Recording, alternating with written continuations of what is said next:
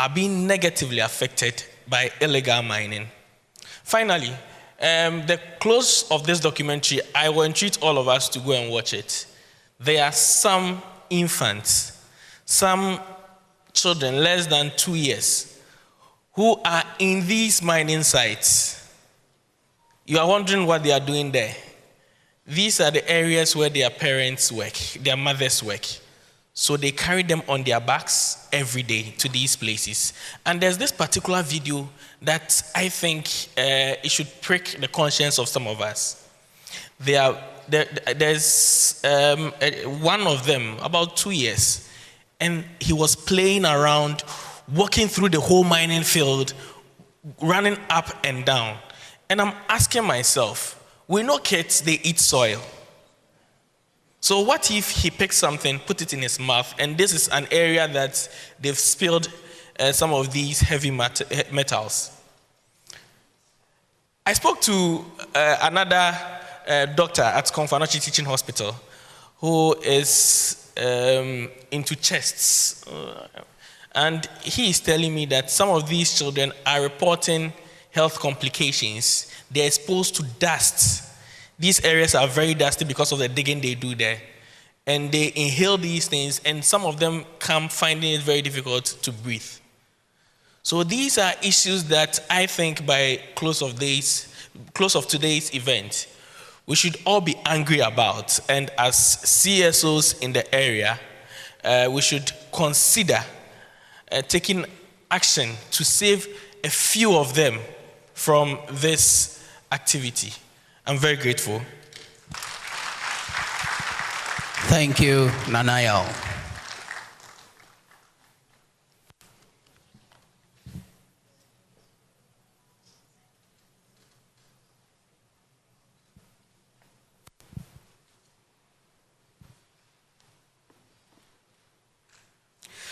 So this program is brought to you by O Africa and its partners.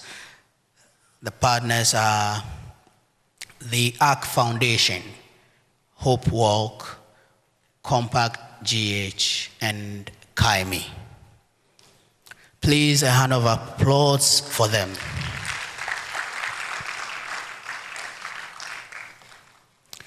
So there are some few dignitaries that we have to introduce once again. Some of them were not present when we did the introduction. So we have Dr. Ben Okra, Director of Ghana Philanthropy Network. And we have Jerry Asari. He is the Director of Compact GH. We have Dr. Joseph Wemako, Executive Director of Human Rights Reporters Ghana. Thank you very much. From the video, we noticed a lot of things were happening or are happening on the field. And as the doctors have explained, it is much, much, much dangerous than we ever thought. And some of us have been wondering why since 2017, when the Minamata Convention was ratified in Ghana, we still have mercury in Ghana, at this rate. And this is something that as CSOs, we have to tackle and make sure that the mercury usage in the mining industry or in the artisanal mining sector is reduced to the minimum. The issue about mining close to schools. I know 2 schools, one in Wasada Dieso, which if care is not taken in the next, by December, the school might not be there. And there's also one at Sanso in Obuase, where the mining activity is just like 10 meters to the school. And you can imagine the abandoned pits that are left behind, and the children's playground is gone. This is very sad that we have to reflect on. So please make sure to share the video and also watch the continuation. On Instagram, it's oafrica.org. And on Facebook is oafrica. On YouTube is oafrica. Thank you. Please, a hand of applause for all of us.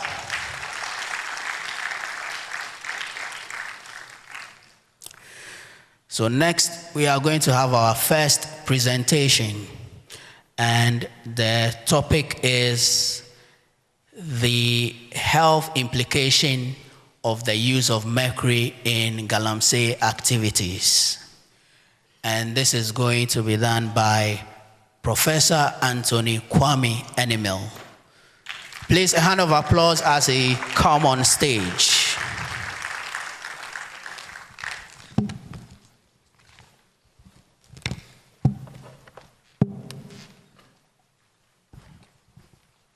Good morning, everyone. So as we wait for my slides to show, let me thank the organizers for granting me the opportunity to be here this morning. I belong to a bigger group called Pediatric Society of Ghana. It's made up of specialists in child care, all trained doctors, and we have a climate change advocacy group, which under it is illegal mining. And so I'm standing here on their behalf, and I have a clinical presentation to make on the practicality of what we are talking about.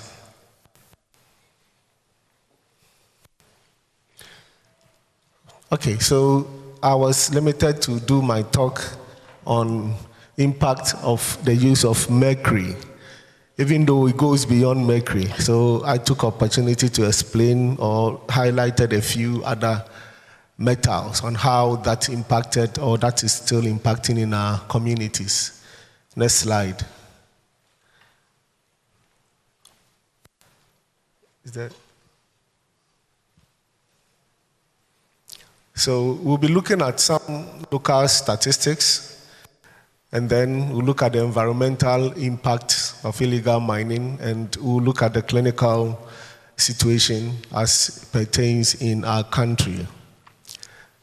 Next. Yeah, this is too distant for me to read from here. Okay, so there's one here. Thank you very much. So,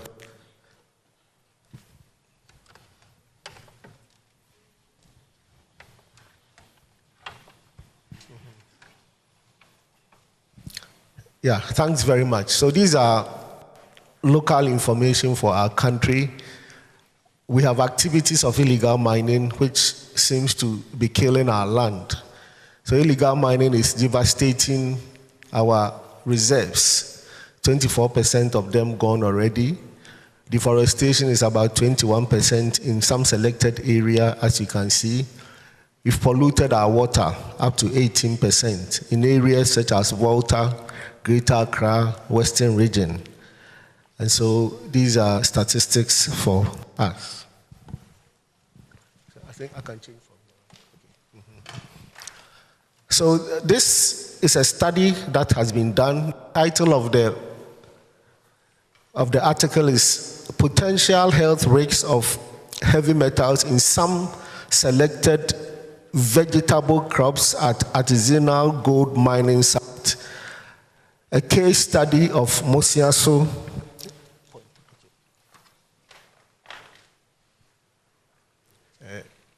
Which of them is the highlight of this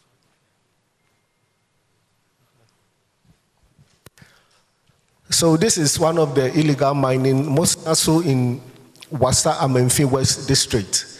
And this shows the products that one way or the other we all consume. Tomatoes, onion, lettuce.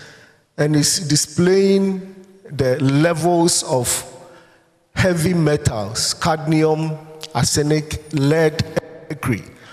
So it's really not only mercury. When you look at the control and then the impacted sites. So who did a study, looked at the mining areas and went to other areas where there are no mining activities at all. and they realized that the levels were significantly high. Just taking a look at, I wanted to use the mercury in tomatoes, the shoot of tomatoes. If I get the highlighter, I want to point it. But please go back. I'm not done with the previous one. Yes. So for instance, in an impacted area or the Mosiaso where mining is done, the shoot or the roots, the shoot of the tomatoes had mercury to the level of 0.19. But the same control area where there are no active mining, the level of mercury was 0.02. So comparing 0.19, which is high as compared to 0.02, it just means that we are getting higher levels of mercury, not only that, lead, arsenic, and cyanide in even the fruits, the vegetables, the food substances we eat. To me, this is very worrying because anytime we go to the market, we don't ask, is this vegetable from the mining area or is it from non-mining area? That doesn't influence our buying. And so we might be consuming food in Accra, which might have come from area where the levels of heavy metal is heavier than our body can bear. But as the pathologist said, sometimes these things are accumulative, so you don't see the effect now. You want to wait for future before you speak about it. You might have been a kidney patient before late. All of us are therefore at risk. Let's go to the next one.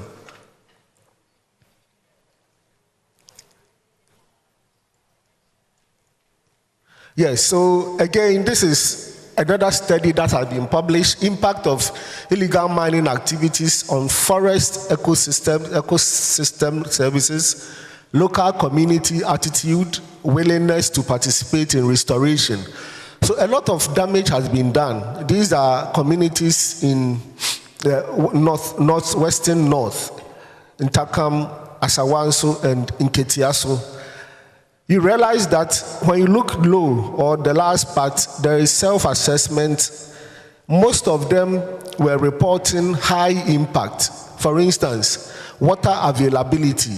When you look at the first one, water availability. There's a high impact or shortage of water in all these communities when you compare relatively. For instance, in the Intakan, those who said water availability is a problem were about 52%. It's higher than the other areas. The water quality has also gone down. Land availability for farming. Again, all of these are perceptions about how our own activities are affecting the lands that we must use for farming, for productivity. Can we go to the next? So this is another study, impact of illegal mining on the forest ecosystem, another part of what I presented earlier. You realize that before mining started in some of these communities, people could easily get access to mushrooms, snails, bamboo, pistils, chewing stick. Now, when you look at the values, current status, everything has disappeared. Now, hardly do you even see snails. Hardly, even fishes are dying in the seas, in the water bodies. And so this thing is impacting on our system so much. Mushrooms, we all used to love it when we were children. They are all disappearing. Look at the type of destruction on the left. How would mushrooms survive under these conditions?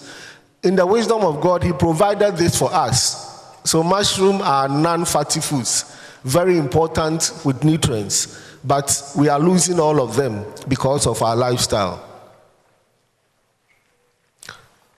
Okay, so this is also very important in terms of effect. So look at this one, this area, just focus on here. It's talking about decline water source quality. Those in these communities are showing extreme concern. In other words, the quality of their water, drying of streams and rivers, that is the highest. 77.8% have extreme concern that their water bodies are drying up. declined soil fertility, degraded land activities. And so this re-echoes the point that Nanayao's team has gone to do. It is emphasizing that they've been proving, there's evidence that we are wasting our land, we are degrading everything, and the future doesn't hold a lot of promise to us. Assessing potential health effect of lead and mercury and the impact of illegal mining in the Bonsa River. So this is Western region, Takwa in Suayim. Again, as Professor Osai Sampeni said, the water flows from one side to the other. Now, they looked at a water that is flowing the upstream, midstream, and downstream, and all of them. So mining has occurred so much that this is the reference level, 0.01. But look at the levels even in the upstream, levels in midstream, they are all higher than the expected normal range. The point we are making is this is self-inflicted. This is killing ourselves because yes, there is some level of mercury in our system, but if it goes beyond a certain level through our activities, and this goes into human, we are actually going into self-extinction. That is how we call it. So look at, this is sachet water from Galamsey area. We are supposed to drink this type of water. And I can tell you, for those of us scientists and in the hospital, when you take the blood of anybody and you put it like it is standing, actually this is how the blood, initially you would think it is red. It is that the red blood cells which will separate here. The rest, we call it plasma. This should be the color when you are drinking normal water. I can't imagine if you start drinking this water, how this will be and how this will affect the functioning of the human life. We are yet to do studies on it. But these are realities coming to all of us, even sitting here. And again, this is Pra River. Pra River. This is damage due to Pra River. And coincidentally, this is the back of a very sick person, sick, such that if we don't drain the pus or the fluid inside the person will die.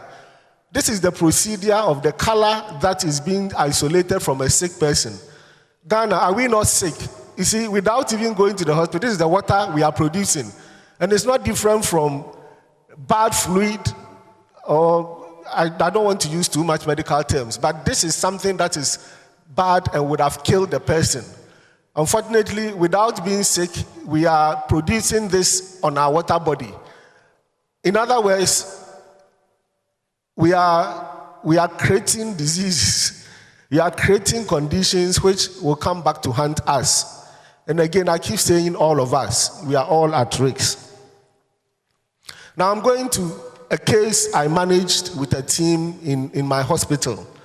So this is a 4-year-old RM male. And you realize it resonates with the story that our brother Nanayao gave. Again, look at the name, Wasa Eyem, and it's all in the Wasa area, and they've done a lot of work in the Wasa area, NIS related. So I'm just giving you a little background of what happened, and this is the case I was part of the team that managed. He had ingested mercury 2 days prior to this. This is about 3 months ago, so it's not like just yesterday. And you see, I also saw some of the containers that they stored mercury in. It was all labeled Voltic. Voltic is for water. Yet these Galamseyers put mercury in it. And so, you see, the problem with children is they have identified Voltic and other bottles as containing water. To him, mercury is also colorless. So this child thought he was actually drinking water. And it's just because the parents do Galamsey. Prior to presentation, when he ingested mercury, which was kept in Voltic bottle, the next morning, mother noticed metallic beads in his stool, so reported to a nearby health facility where he was given intravenous infusion, activated charcoal, and an X-ray was taken, which showed multiple metallic beads in the large intestine and in the rectum. He was then referred to my facility where I work. So this is something that truly happened. And you see, this is the imaging of the child who had actually eaten what we call mercury. And these are this dot you see are all mercury that is distributed in the child's intestine, in the rectum. The white spot, they are all mercury pellets. And this is a human being. He's a Ghanaian coming from Wasa AM, exposed to like many other children, because the parents do Galamsey. They keep this mercury we are talking about at home, and an innocent child, not knowing anything, thought it was water. Parents were not there. He went and actually drank it as water. And it is showing in the image here. All these things are pellets of mercury.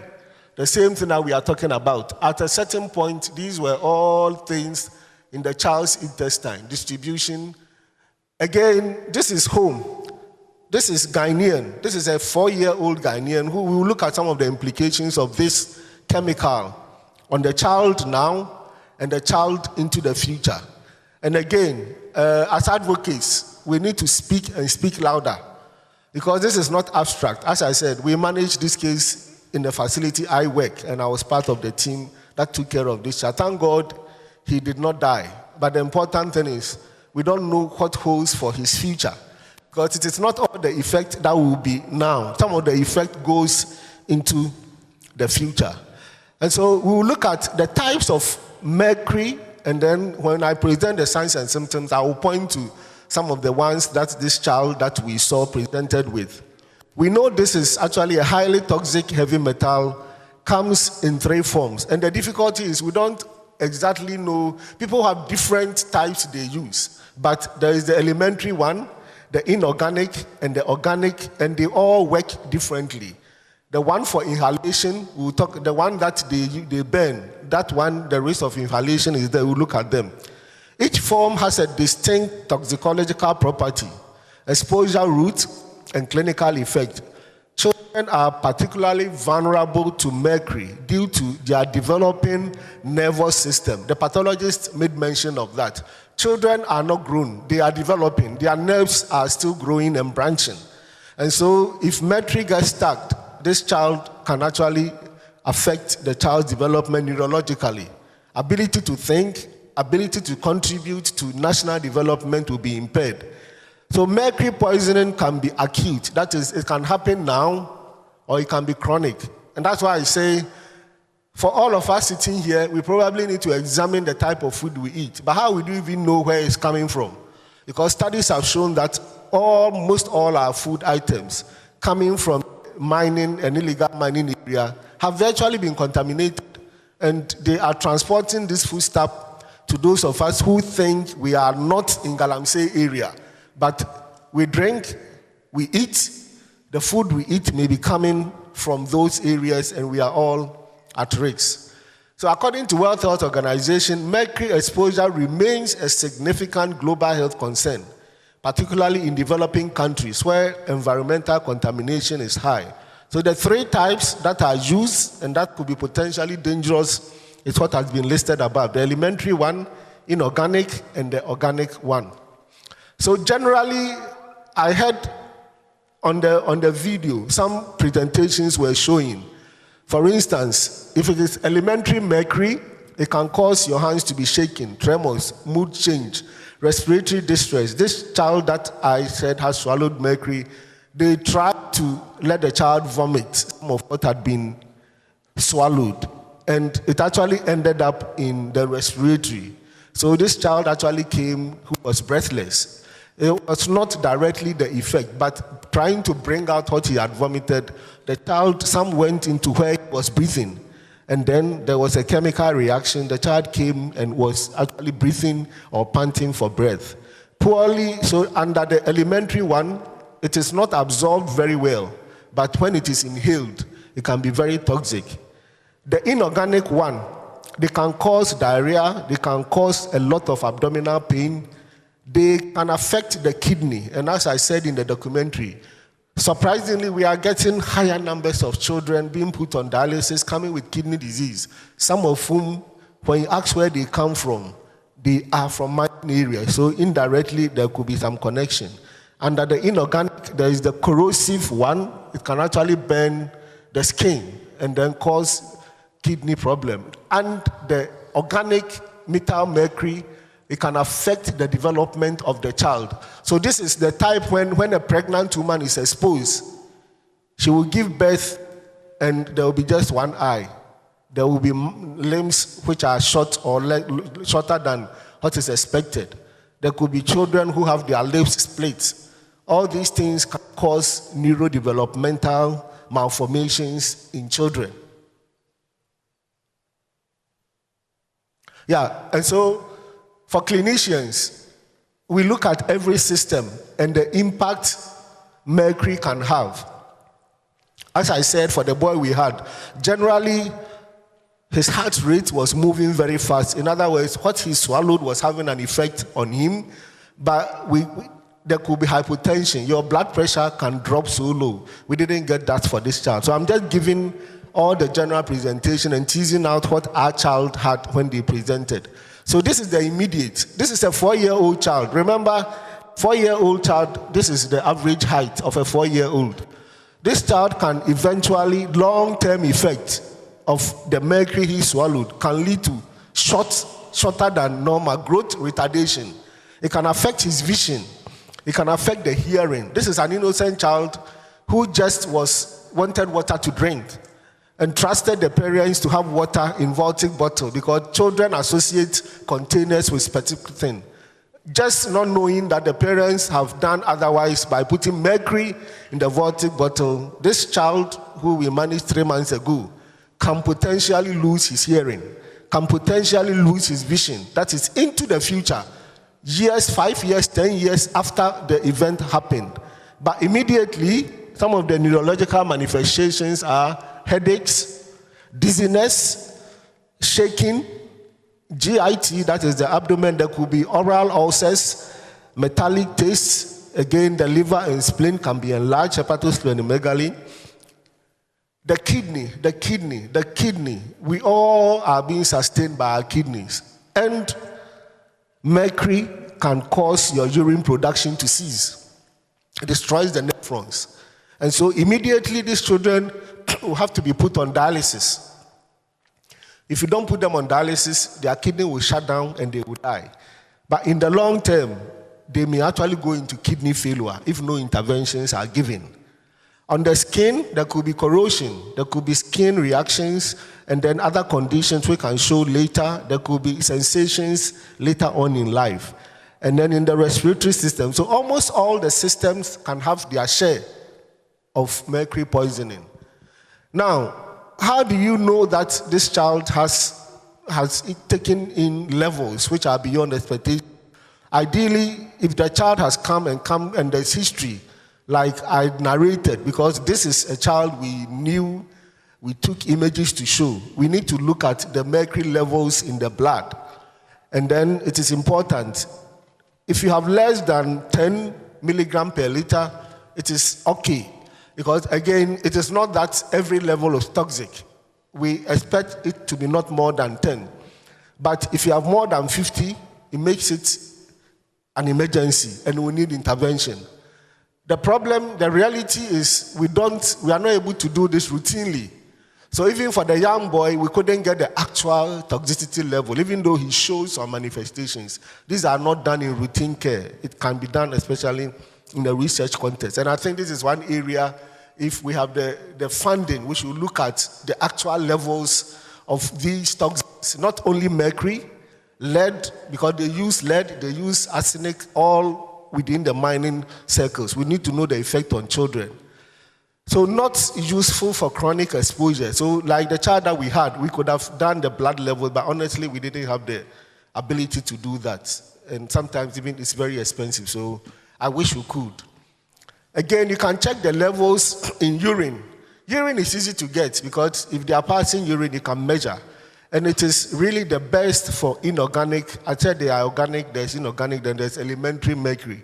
So if it's inorganic, you can check it in the urine. We still couldn't do that because of resources. So the normal level is less than 5, it's above 20. Then it is serious and we need critical attention. So ideally, you will let the child pass urine for 24 hours, you collect all of them, and it gives you an idea of the long-term effect rather than the short-term effect. Again, mercury can accumulate in the hair, and that is also for long-term exposure, useful for chronic or mercury exposure, example, seafood consumption. You know, this mercury can end up in fish, and you may be consuming them. The levels are low, but you may not have the effect. It takes a long time to have the effect. These can even accumulate in the keratin, the hair, the nails, but again, it needs technology to be able to extract this. So this often, if you find it in your hair, it means you've been exposed for a very long time, and you would experience the chronic effect as we saw. Not a reliable for recent ones, but because the nails and hair often grow slowly. Again, for everyone who ingests mercury, we need to look at how your kidney is functioning. We need to look into your urine. There may be proteins. There may be some other elements which are of importance. We need to look at your liver. Remember, the pathologist who was on the documentary said when they died, he found high levels of mercury in their liver, in their kidneys, because it accumulates. We need to look at your full blood count, how your hemoglobin levels are, electrolytes, and arterial blood gases. Again, we did an X-ray. Some of the investigations that we did an X-ray, and it showed the pellets in this young 4-year-old. Sometimes brain imaging can also help. The younger they are, the more this can actually get into the brain, and so you need to investigate that. And then chest X-ray can also provide information. Again, for children, we need to make sure they are assessed in terms of neurodevelopment. So this 4-year-old, we are not done with him. We are following him in the kidney clinic and also making sure we do neurological assessment, because some of these effects can take time to show. And then we need to do electromyogram and other studies and the toxicology screening. So I'll leave the slides. You can look at this into details. It just tells us the 3 types of mercury and which ones are useful for which investigation to do, which may not be of much importance. But again, these are things that should be done at this presentation because of time. So the research gaps which we need to ask in the context of our discussion, because we don't routinely, we know that children like the one that I gave who came to us comes from a mining area, the parents are Galamsey, so it is clear. But even that, we have children who may be having long-term effects. So what is the level of heavy metals, lead, mercury, and arsenic in urine of otherwise healthy-looking children who patronize mining areas? And then Nanayao's video showed it. They are in mining communities, but they are not sick. We need to show evidence that even when they are not sick, they have significant toxic level of mercury, arsenic, and lead, such that we can make a case. Sometimes those who can act want to see evidence before they act. We don't have ready-hand information on this, yet the children are in those communities. Because all that we need to do is to sample the urine of these children and then look at areas that do not do mining. The same children playing in the same environment. Look at the levels of this. And it's a very good point to compare. Indeed, if it shows that children just playing around in areas with illegal mining and Galamsey have significant higher levels, it can help us know the chronic exposure and then put in a intervention, because these children are all at risk. The next question is how much mercury, lead, and arsenic are in the blood of children who report with sickness to the health community. So this child, 4-year-old, the mother sent him to the nearest health facility. If we have the logistics, we should be able to check whether the acute sickness is attributable, or we can say it is because the levels of this mercury, lead are high in that child. Again, for essence of informing policy on the fact that these children living in these communities are not innocent. Those 2 boys who were interviewed said they need to make money because their mother do not have money. The 2 boys didn't seem to say anything even about their father. It was all about their mother. I think the only boy who commented is actually the father has bought him a boat to do Galamsey. It is not right. Father's Day, I think we need to do better and get award from our children because we are rather sending them to illegal mining. So does the level correlate with degree of sickness? And these are important questions as a researcher and as a scientist. I'm interested because it's high time that Galamsey is so widespread. Our children are all over. Mothers are carrying their babies to Galamsey site. They put them near a pit and go and carry sand. As a pediatrician, I've heard stories of many children, 5 years, 6 years, dropping into the pit. They die. And one time when we hear some of the outrageous sentences we heard here, when children die, the adults think it is a sign of blessing. And so that day, they will do more digging because a child has shared his life for Galamsey. And this is the wrong perception in the Galamsey community. And so somebody can push a child into it. Yes, it might be my son, but the next Galamsey will come and assure me you are going to make much more money because this child has sacrificed for our illegal activity. We all know it is outrageous, but the reality is it is happening in the Galamsey field. People think it is a sign of blessing when a child falls into the Galamsey pit. Okay. I got the message when actually I think I'm done. Yeah, so I know there will be time for questioning, and I'll be happy to respond to all questions. Thank you very much.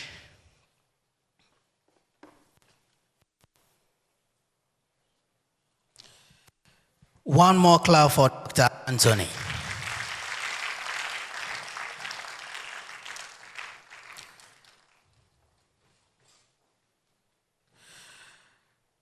I remember in 2013 when I produced the first illegal mining documentary looking at how the River Pra, Ankobra, and Ofin were polluted. I met some young people between the ages of 7 and 15, and they told me, so I asked them, what do you use the money for? They told me, yakwa debia yenya 70. And ya ponso ya kokrom na ya to indomie na ya to nkosua ba kokra de o se me to nkosua ba 3 me discan na twamenum into school kra me nkobium.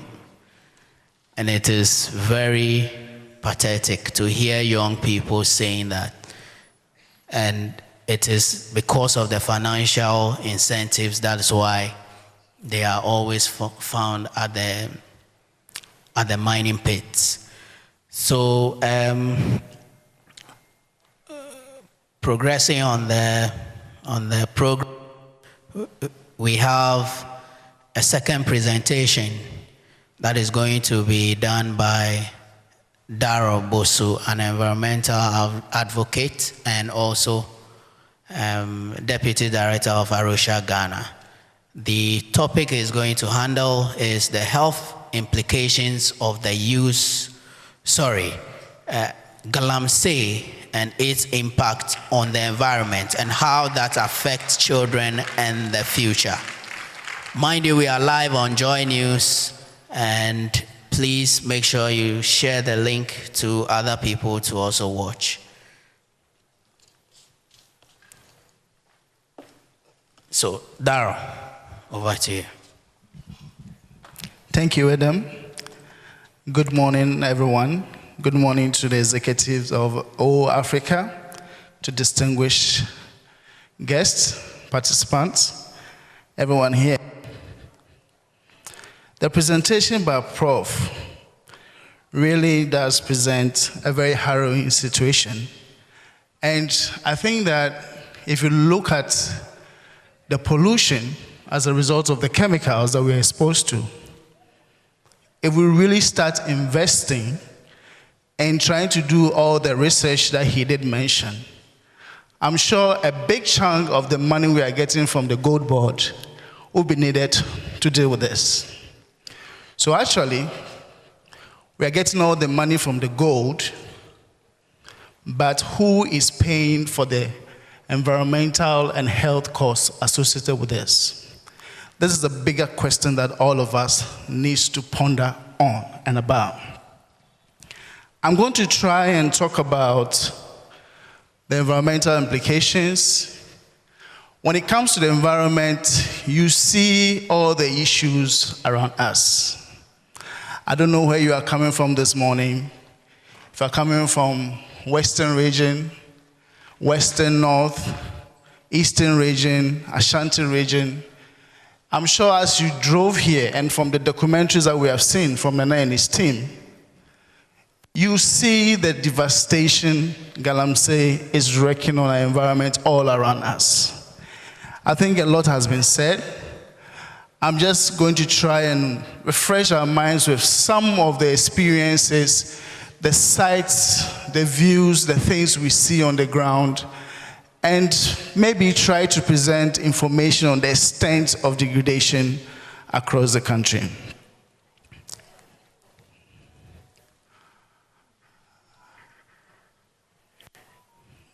Do I control my slides?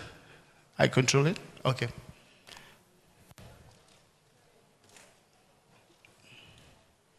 Okay, so we cannot talk about mining, its environmental and social impact on us, and particularly our children, without really trying to understand where we are coming from. And everybody is asking, has mining been this devastating all these years? Ghana has been doing mining as far back as the 14th century. Many, many, many years ago, we've been doing mining. We've been digging for bauxite, for manganese, for diamonds. But the question is, has it been this devastating? Has it been destroying our rivers? Has it been destroying our forest reserves? I can say for certainty that with all the forest reserves that I have walked in, you see a lot of mining pits. Not pits, maybe I should clarify that. We see a lot of mining wells and a lot of the forest reserve we see across the country. Mining wells, it means that our forefathers used to mine. There's a history of mining in all the forest reserves across the country. And they used to dig wells, go underground, take the gold and bring it out, process it. And what I've heard is also that when they process the ore, the soil that they dug up, they return it back to the hole and try to fill the holes. That was the history. So a lot of the forest reserves we are seeing here, it's not that we didn't do mining in them. There was mining happening in some of them, but they are still standing. But we've seen that the mining that we used to happen in this country has changed. Now, why is everybody digging this country? Why are we digging? This map shows you the reserves areas for gold across the country.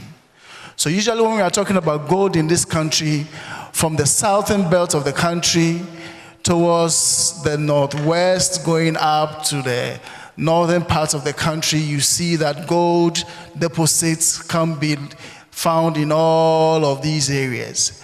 And interestingly, if you see the Volta, Eastern Volta areas, you don't see any gold deposits. The other interesting thing I want you to pay attention to, because you are looking at the environmental overlay, is also the fact that these areas are also the food production basins of the country.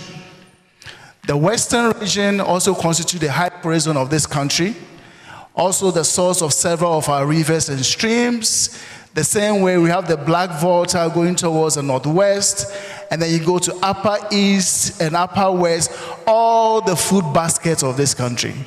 So our gold is really beneath our forest and beneath our food systems. You cannot take the gold without touching our forests, without touching our water, without touching our food systems. I mean, these are much more detailed mapping of the areas. Now, let me come back to this. This also presents an indication of, did I lose a slide? Please.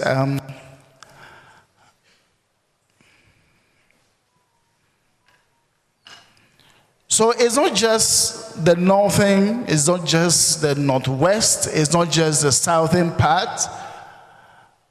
We also have the coastal areas of this country here, also having quite some resources. So these are the lithium deposits along the coastal areas of the country. You've heard of the Awoya lithium deposits, where we have some companies trying to exploit that. Then we also have a lot of bauxite deposits. You've heard of the Tano thing, you've heard of the Atiwa, they've mentioned that as well, and all of that.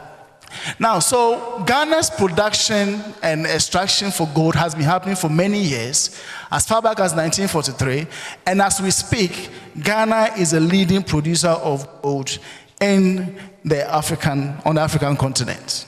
That is very, very significant. But at any point in time, I want us to ask ourselves, at what cost to all of us? This map is showing you how much, or this graph is showing you how much of our gold is coming from artisanal and small-scale gold mining production in the country. And you can see that when it comes to Ghana, we have significant production.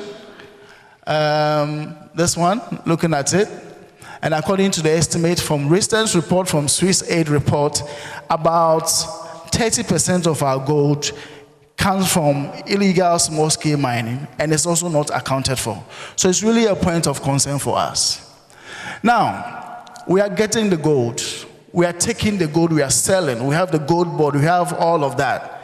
The question is, at what cost? For me, this is very, very important. This picture you are seeing, let me go back, was taken somewhere in a community in the eastern region called Potroase. And right by the community, this is the fence to show where the community ends and where mining activity is happening. The water source for the community is not far from. We don't see it, it's not in this picture. But these kids have to carry their bucket, cross the mining site before they get water. That is the kind of exposure we are putting our kids to. And the question is, who is protecting the interests of these kids? If we don't care about the adults, that's fine. But what about the kids? Who is going to guide them and make sure they are safe? And that is why we hear of cases of kids falling into pits. There was a very sad story about parents who lost two kids because they were just in the house. The kids just swayed off, went out to play, and they fell into a pit and died. Very, very sad story. It was covered by one journalist who was with the Daily Graphic. Very, very sad story. But this is the kind of risks we're exposing our kids to. Now, the trade-offs. We've taken all the gold, but this is what we see across the country.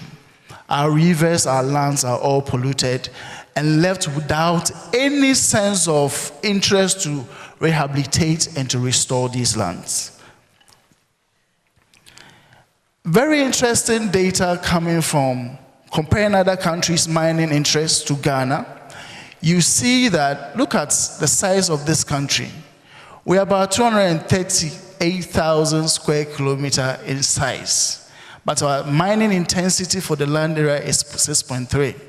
Compared to South Africa, which is about 1.2 million, and then DR Congo, which is about 2.3 million square kilometers. So Ghana is nowhere close. But look at our mining intensity in terms of land and space. Then compared to countries like the US, Australia, and China, whose land area is so huge that we don't even come close. But look at where they are standing. We have decided that as a country, our land space is very small, but we think that mining it for the minerals is much more important than anything else, which for us, we think that it's not being the best use of our natural resources, and for which reason we need to really address. This is something that shouldn't happen for a country with such a small land area. And just look at the intensity. It's just worrying. And if you recall the map I shared earlier, our water, our food systems is right on top of the gold. But what is happening now is that we set aside the food, we set aside the water, and then we take the gold. So who and what is going to feed us in some years to come? Now, when I say years to come, I'm not talking about us. I'm talking about our children, your children, everybody's children, because we are not going to be here. Who is going to feed the future Ghanaians that we are going to give birth to? Now, one thing we need to understand, if you look at Ghana's development pathway, and just like the Sustainable Development Goals has indicated, every economy is reliant on its environmental assets. And if you look at Ghana's development projects, initiatives, all the so-called one district, one factory, everything that government wants to do, Tree for Life and everything, it is relying on our natural asset. We can't feed Ghana if we don't crop our land, if we don't farm our land. We can't supply water to Ghanaians if we don't get the benefit of the water coming from our forest reserves. So everything that we eat, we drink, everything that protects us, even the medicine that we use for our health, comes from the environment. So if the environment is destroyed, what is going to be our lot? Now, if you look at the mining impact on our forest ecosystem, and the World Bank has said it, Ghana's economic dependence on the forest sector exceeds that of other countries. And it does that at a rate of also unsustainable natural resources. So we depend on the natural resources, but unfortunately, we are not using the resources in a way that is also very sustainable. And that is why if you come to mining particularly, it has left a huge footprint on our forest ecosystem. And this is what you see almost everywhere. I know there are reports by the Ministry of Lands that about 45 forest reserves have been seriously affected by mining. But I can tell you for certainty that there is no forest reserve in this country that is not touched by mining. They tell you 45, but if you go to the ground, there is certainly more that they are not talking about. And this is all that you see. The evidence of destruction by mining all around us. So this is what the data is saying. Total of 45 forest reserves seriously impacted by mining. We have the Ashanti region, Western North, Upper East, Eastern region, and the Savannah region. All of them affected by mining activities. This 45 is those seriously affected by mining. So let's take note. This is mining in the center of Konongo Township. This was in 2024. And the way they do it, they use this roofing sheets. You see them, they line it up by the roadside. You think they are building something. And then if you are very curious, then you go and peep. Oh, it's not a building, it's not a construction, it's a mining activity. And that is how come they covered this so well for several weeks, until a curious mind decided that let me go beyond the fence and see what is happening there. So you'll be driving through Konongo town, but you'll never see this if you are not curious enough. Now, when we set aside, we'll put aside the impact of forest or the mining on our forest reserve. Mining has also significantly come to affect our farming systems and our food systems. Particularly a key national cash crop, which is cocoa. And not only in destroying cocoa farms or displacing cocoa farms, it has also, because of the heavy metals, exposed even the cocoa that we are producing to potential risks of heavy metal contamination. And the people who buy our cocoa are asking, is cocoa from Ghana very safe?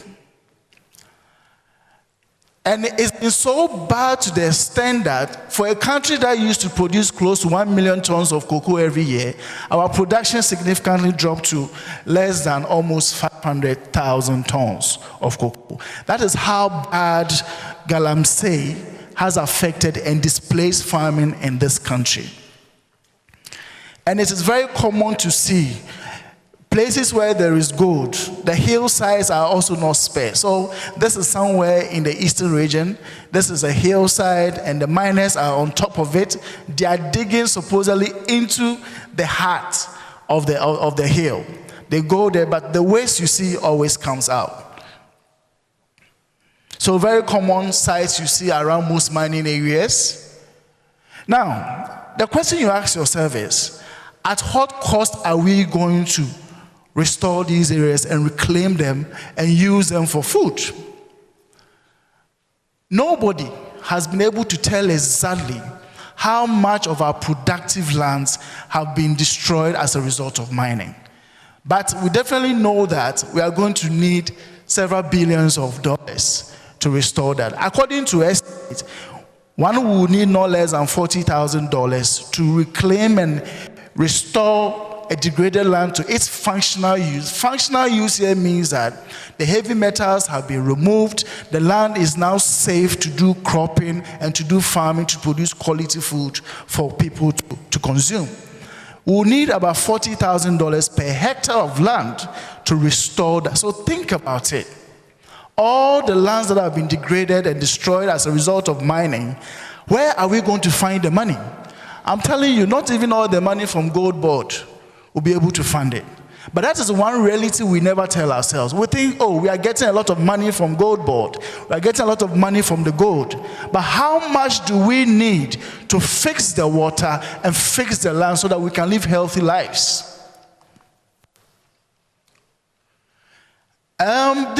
These are the main river systems in the country. We have the Pra, we have the Ankobra, we have the Tano, we have the Densu, all of them. Most of them, about 60% of our river systems are polluted. Now, anytime we say a river is polluted, you are minded to ask yourself, how many communities in Ghana are actually connected or supplied by water by the Ghana Water Company? Just a few. Unless you are maybe in the urban centers of a region. But most communities go directly to the rivers and streams and fetch water from there. So let's take, for example, the Pra. All the rivers, all the communities that live close to the Pra, most of them get their water. So if the water is polluted, we should ask ourselves, where are these people getting their sources of water? Where are they getting the water to drink? So in the morning, if you go and buy cocoa in the morning from a community like that, where is the water coming from? If you go and buy a cheque, all of those things, where is the water coming from? Now, this is how our rivers used to look like before now. So this is a picture by the famous man here, Adam, who is also our MC.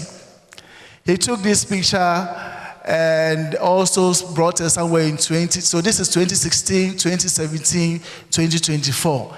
We're in 2025, nothing has changed. Our water bodies and rivers used to be cleaner.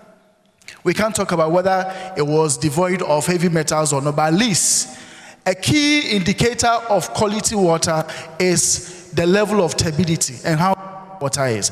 This is how our rivers used to look like. Now, this is a water treatment facility.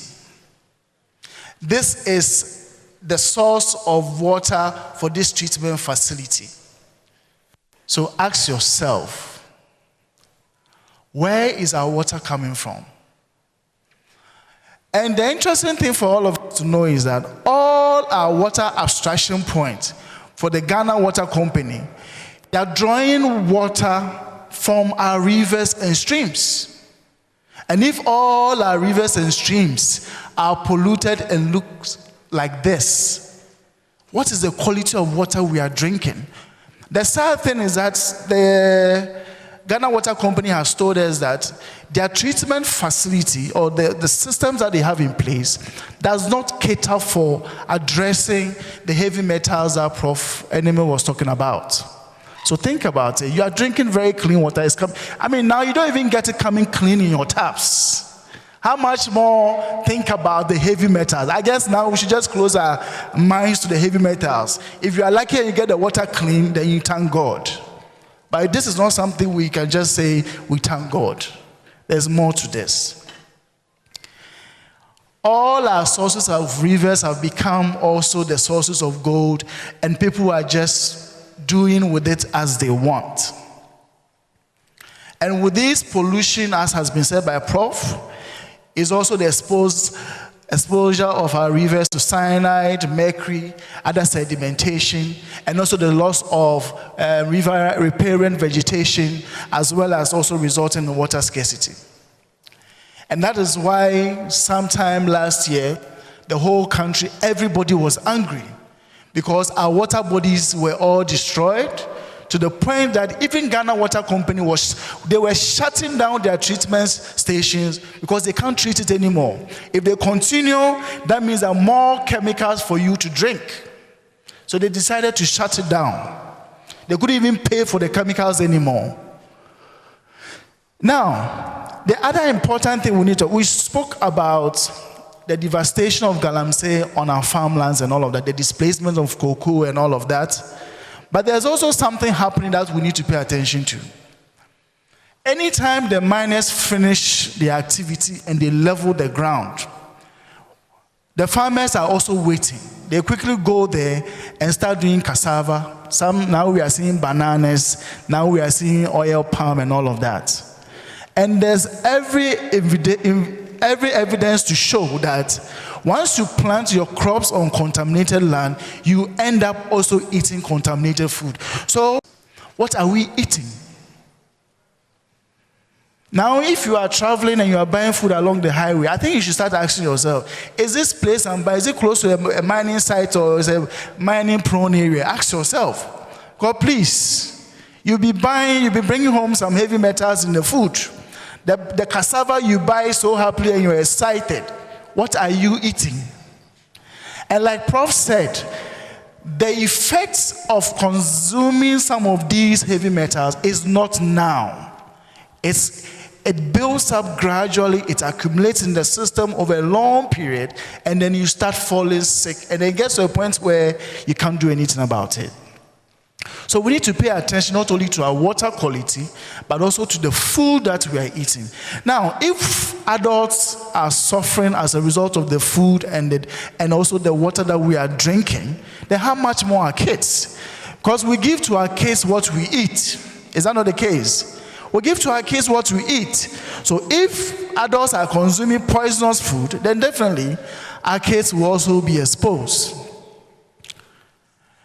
Now, the other thing we need to see, I'm also very much interested in what you call intergenerational debt. We are destroying our water bodies. Our children are going to experience the effect and the impact in the future. Our lands are polluted. There's no going to be productive land for food crops. But all these lands that we are talking about, we are going to start restoring them. A lot of the money you hear, some restoration activity happening there or here, we are borrowing them. We are taking them on loan. If your taxes are increasing, it's because we are taking loans to rehabilitate the land. Nobody is giving it to us for free. You have taken the gold and enjoyed it. Now pay for it. We are borrowing money to restore the lands that we have destroyed now. So this is something that we need to be thinking about. Anytime the water is polluted and Ghana Water Company has to spend more money to treat it, let's not forget that the money they use in treating it, you are the same person who will take it out of your pocket and pay them back. They will give the cost back to you. So we pay for it eventually, but for us, we are going to transfer the cost to our children. Intergenerational debt. And this is something we need to pay attention to. The land is not the only area that is affected. Our marine ecosystems are also being affected. Inland water bodies, marine ecosystems, and ecosystems are also affected. So you see a lot of the fish that we buy on the market, they are coming from some of these economic zones closer to our land. And that's where we catch them from. So you don't have to go very far into the deep sea to harvest the fish. Very close to the shore, that is where a lot of what you call the artisanal fisher folks, that's where they harvest or they catch the fish and bring it to the market. So if there is pollution in the inland water bodies, there is definitely going to be pollution in the marine. But of course, it's a much larger surface area, so the pollution will be much dissipated. Galamsey is not only affecting our land, it is gradually also poisoning also the present and the future. You know also of the significant drug abuse in that area as well. They usually say, "Wunim red. Wunim red. Masha wunim red. Wunim red. Wunim red." I mean, the people who are working in the pits, they need to be able to work full time, work like donkeys 24/7.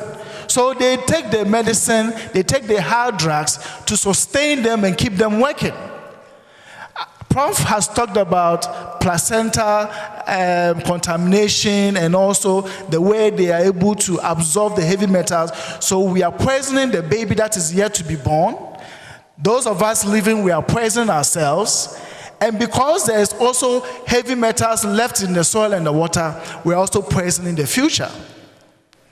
There's really no excuse why we should allow ourselves for this issue of gold to displace everything else that is of value to us as a nation. I mean, this is telling you that as we take the gold, this is a CNN report talking about how the impact of gold mining is affecting maternal health significantly. It's something that is online, so please, I think you can look out for it. It gives a very staggering details about the impact of illegal mining and its impact on maternal health. I know Abigail is going to talk about child labor and a few of those things, so I'll leave that to her. But I think I want to pick on a few issues. I mean, Ghana is talking about the Sustainable Development Goals, 17 of them. But you see, we cannot really meet a lot of the Sustainable Development Goals if we don't take steps to address the issue of illegal money in this country. We cannot reduce poverty, for example. First of all, people who are doing Galamsey, they say they are in it because their parents can't feed them. If you listen to the video, I don't believe all of that. These people have, over the years, perfected an excuse as to why they are doing mining. Is it a child's place to be mining, or is a child's place to just be a child? And where is the role of the parents in making sure that children are really children? There is no excuse. And it's also the same way that they have perfected the excuse that we are in the pit because we don't have jobs to do. That is just an excuse. So yes, the same land you need to reduce poverty and feed people, we are digging it away for Galamsey. So you have to deal with poverty issues. Then you also have to talk about decent and economic growth. You have to talk about justice, peace, and human rights issues.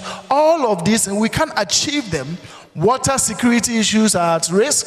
Food security and health issues are at risk, all because of Galamsey. So how are we as a country going to effectively achieve the Sustainable Development Goals if you don't pay attention to this?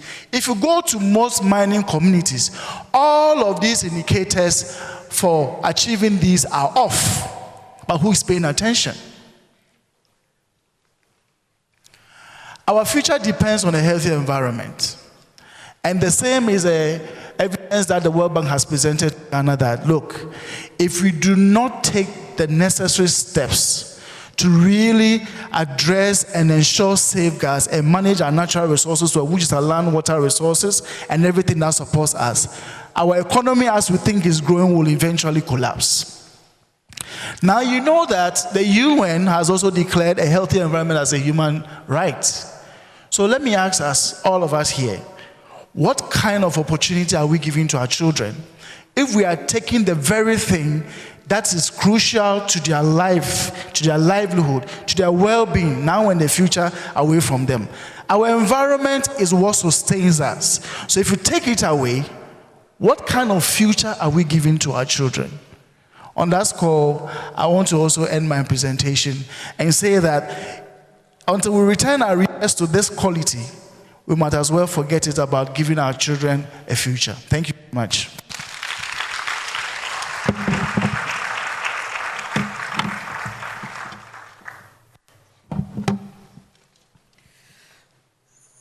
Thank you, Darrell Boso. an environmental advocate and Deputy Director of Arusha, Ghana.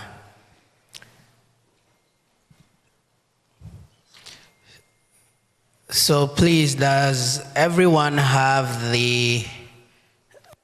this poster?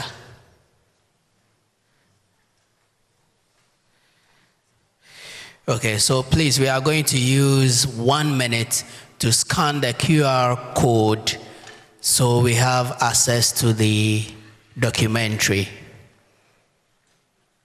So the 1 minute begin.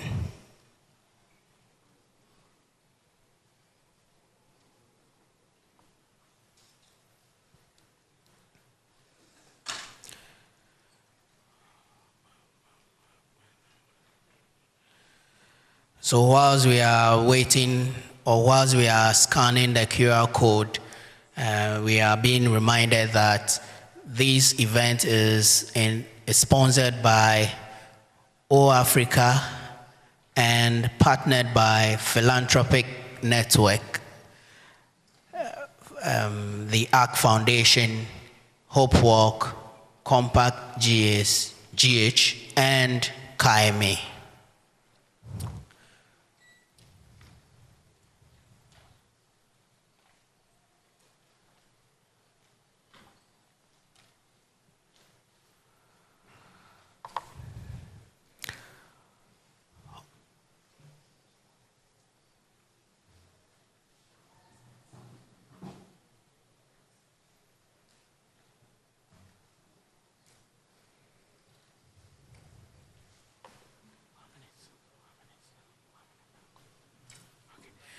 All right. Also in our midst today, we have the lead consultant for the project, Emmanuel K. Dogbevi. He is the managing editor of the Ghana Business News.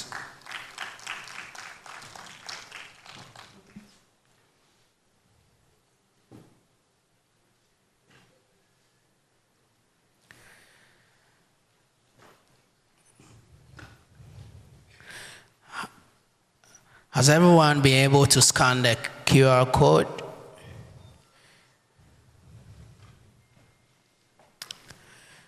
I'm sorry, those who have YAM phones will not be able to scan them.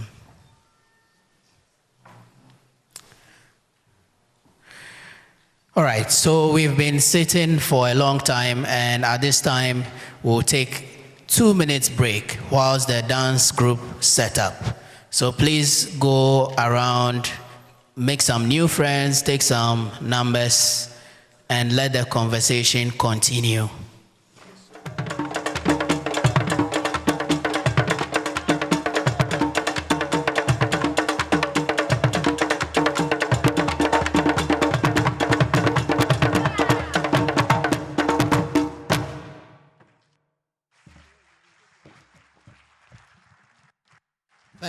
Thank you, Lily's crew. Please, another hand of applause.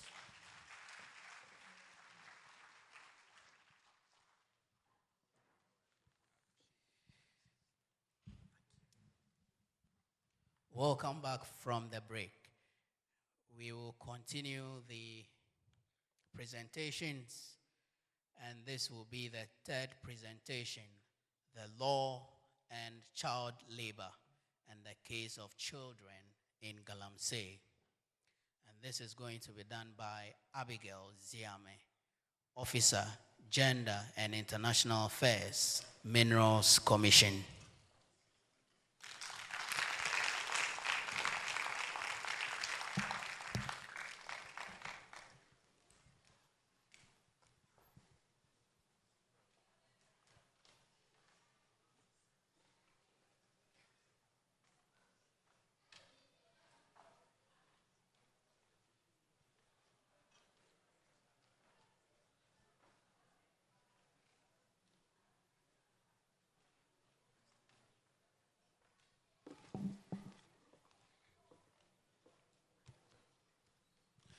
This program is brought to you by O Africa in partnership with the ARC Foundation, Compact Ghana, and Philanthropic Network, as well as KMA. and we are live on Joy News. And today we have been discussing how we can make sure our children are not affected by illegal mining, especially mercury and other heavy metals, and also how we can make sure their playgrounds are safe and secure.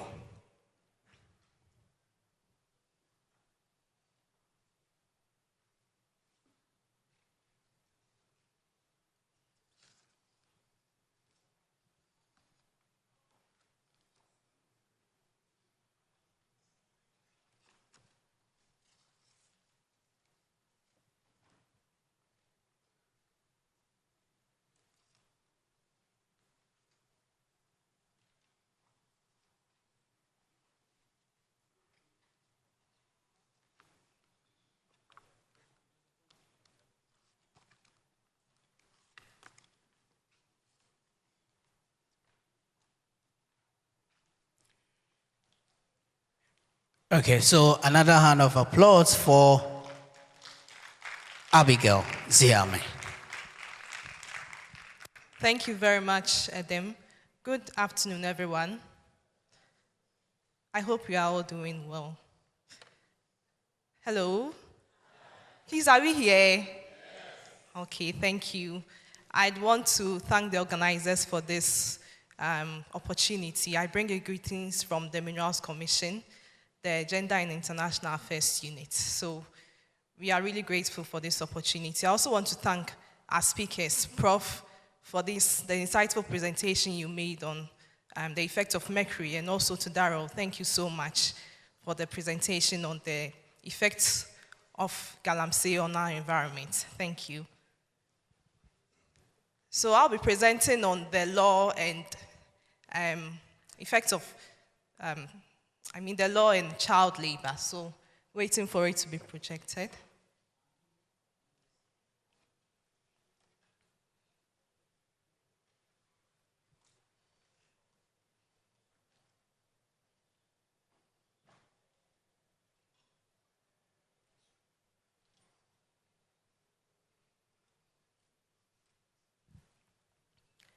So we are looking at ending child labor in the mining sector.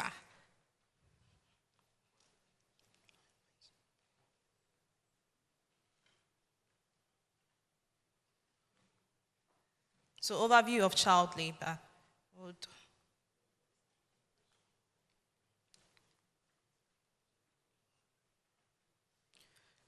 So we'll look at who a child is. I know most of us would know who a child is, but a child is any person who is below the age of 18.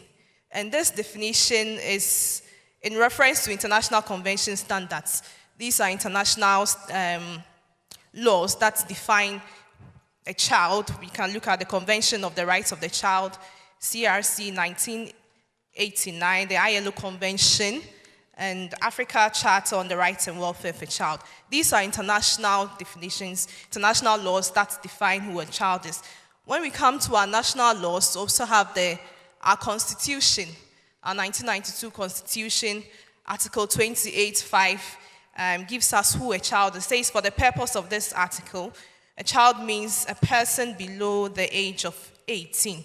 So this is what the Constitution says. And we could see the same provision in our Children's Act, Act 560, Section 1, also indicates that a child is a person who is below the age of 18. So these are some children's rights and responsibilities. We see that children have the right to be adequately fed, have the right to be proud of their heritage and beliefs, have the right to good education, the right to quality medical care, the right to a safe and comfortable home. All these rights have their corresponding responsibilities.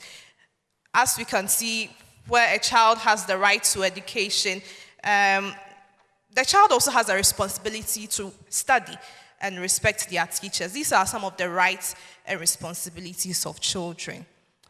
Now we come to some permissible work that children can get involved in.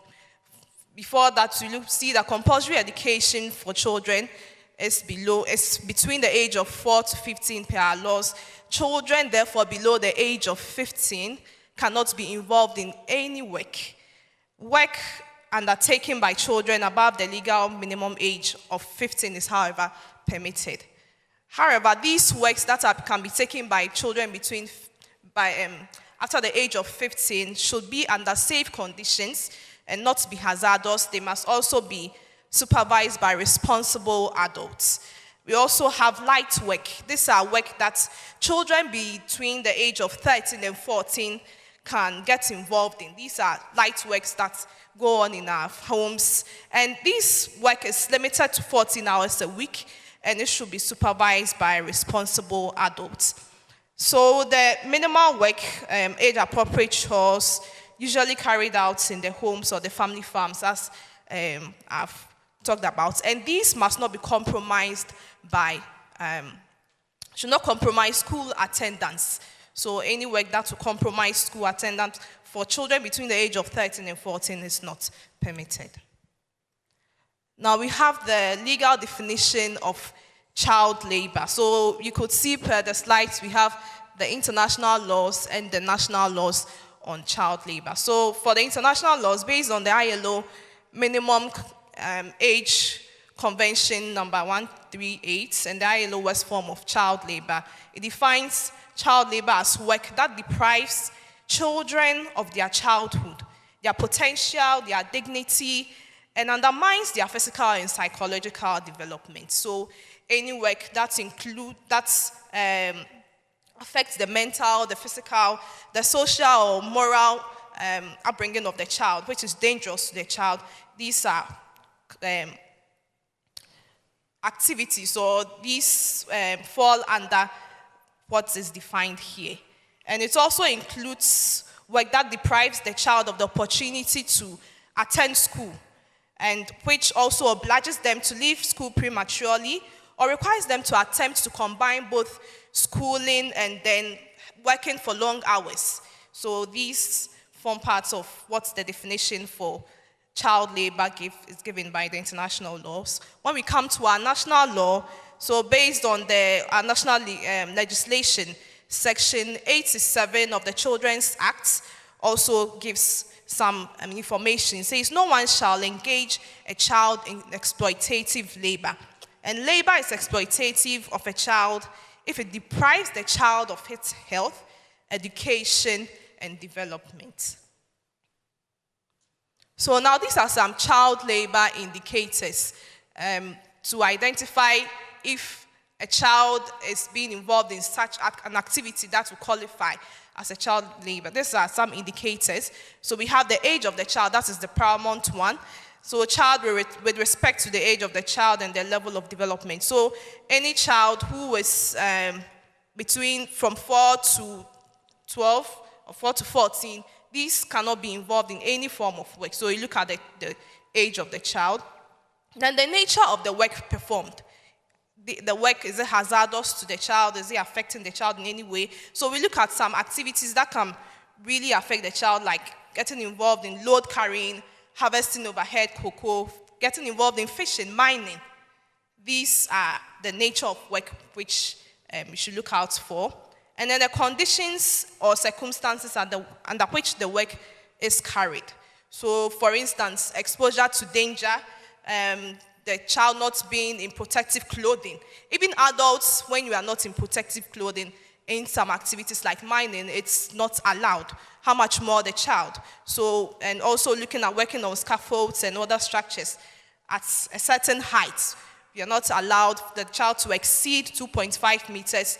That's the height, and also the depth. Your child cannot go below 2.5 meters. Another indicator is the duration and frequency. That is the number of hours that the child is involved in.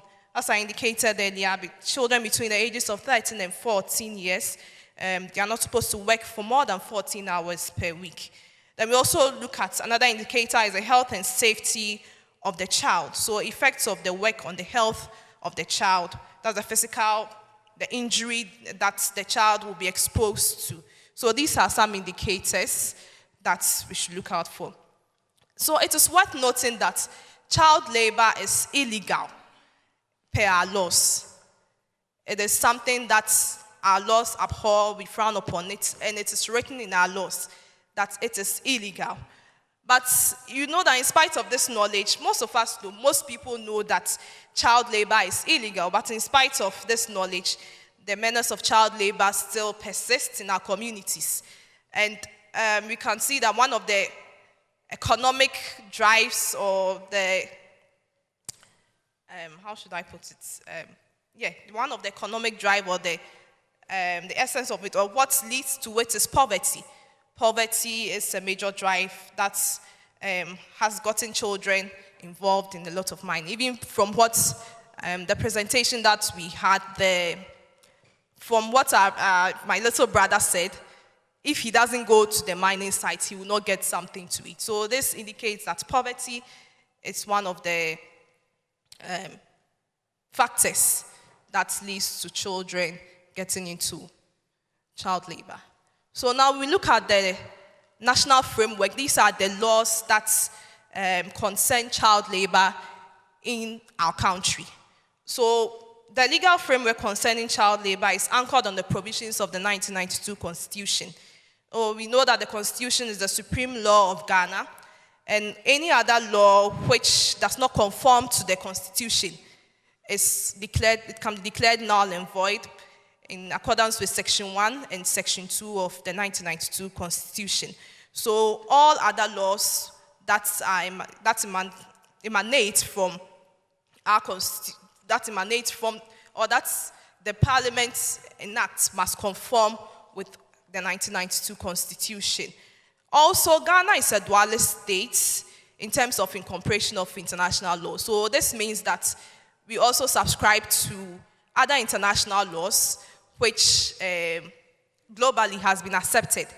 But before Ghana can incorporate these laws to become part of our laws, it has to be ratified by an act of parliament. So yes, so in this regard, international treaties, agreements, conventions must be ratified by our parliament before they become part of our laws. So Chapter 5 of the 1992 Constitution guarantees the fundamental human rights and freedom of all citizens as enshrined in the Constitution, including children. So Article 28, for instance, guarantees the right of children to education, to health care, and to safeguard their dignity. It also seeks to protect children from engaging in work that constitutes a threat to their health. Also, when we look at Chapter 6 of the Constitution, this talks about the directive principle of state policy. It also emphasizes the protection of children and the provision of opportunities and facilities for children to develop in a healthy and wholesome manner, including access to education, healthcare, and a safe environment. So our 1992 Constitution can be seen supports the protection of children, that the child should have access to education and development. Also, as I indicated earlier, the 1992 Constitution is the supreme law of Ghana, and any other law must conform to it. So, looking at the hierarchy of laws per Article 11 of our Constitution, starts with the Constitution and then Act of Parliament.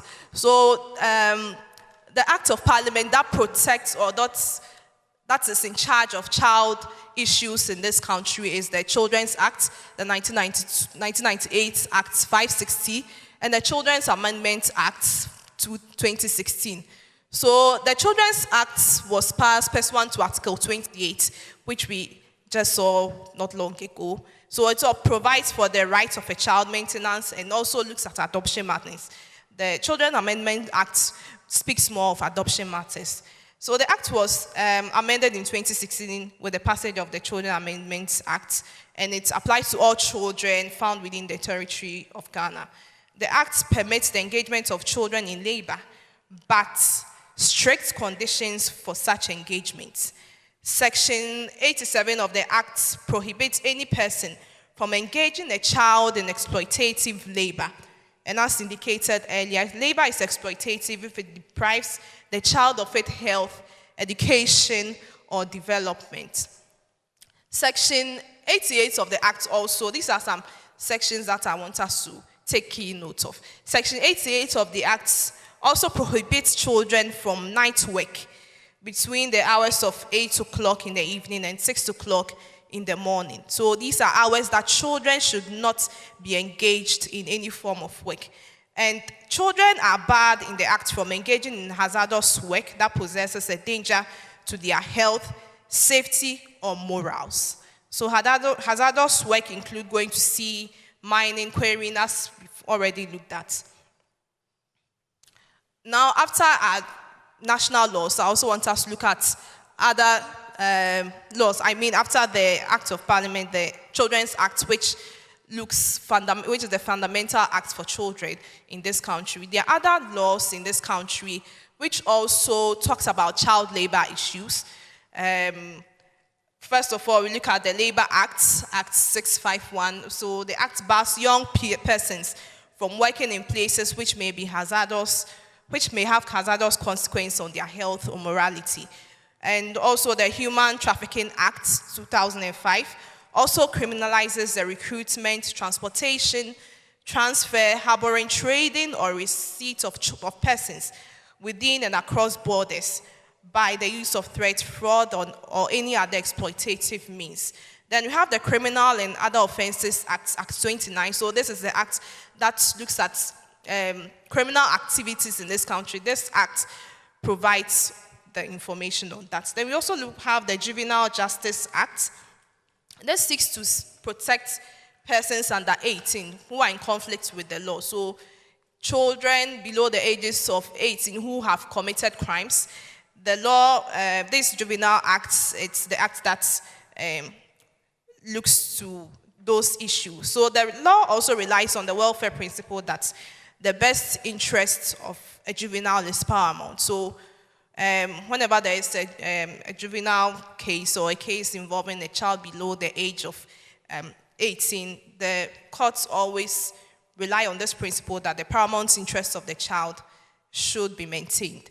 So we also have the Domestic Violence Act, which provides for the protection of persons in a domestic setting. So children in their house, wherever, in their schools, these are domestic settings that the Domestic Violence Act seeks to protect the interests of individuals, including children.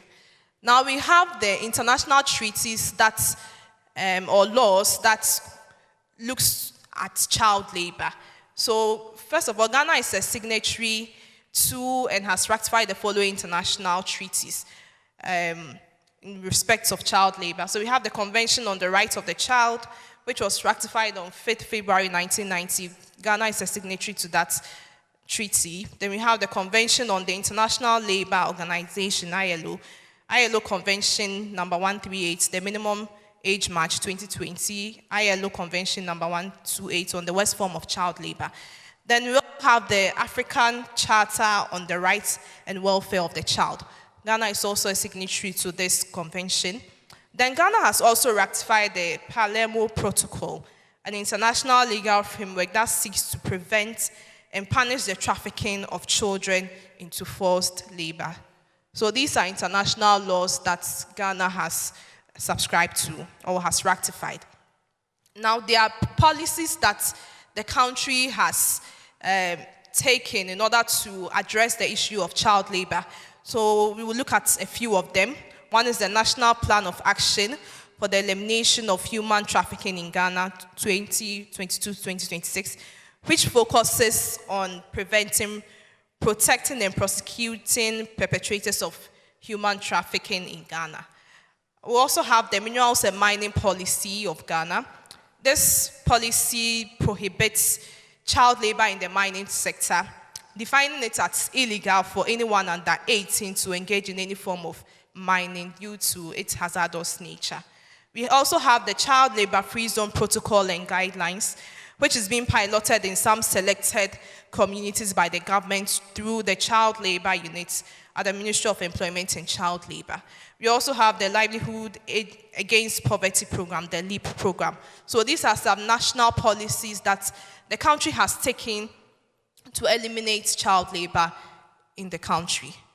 Now we also have the emerging trends. These are the works of some collaborative efforts of development partners, CSOs, NGOs, and the like. So I also want to take this opportunity to once again thank All Africa for this great initiative. Please let's give it up for them. We can do it better.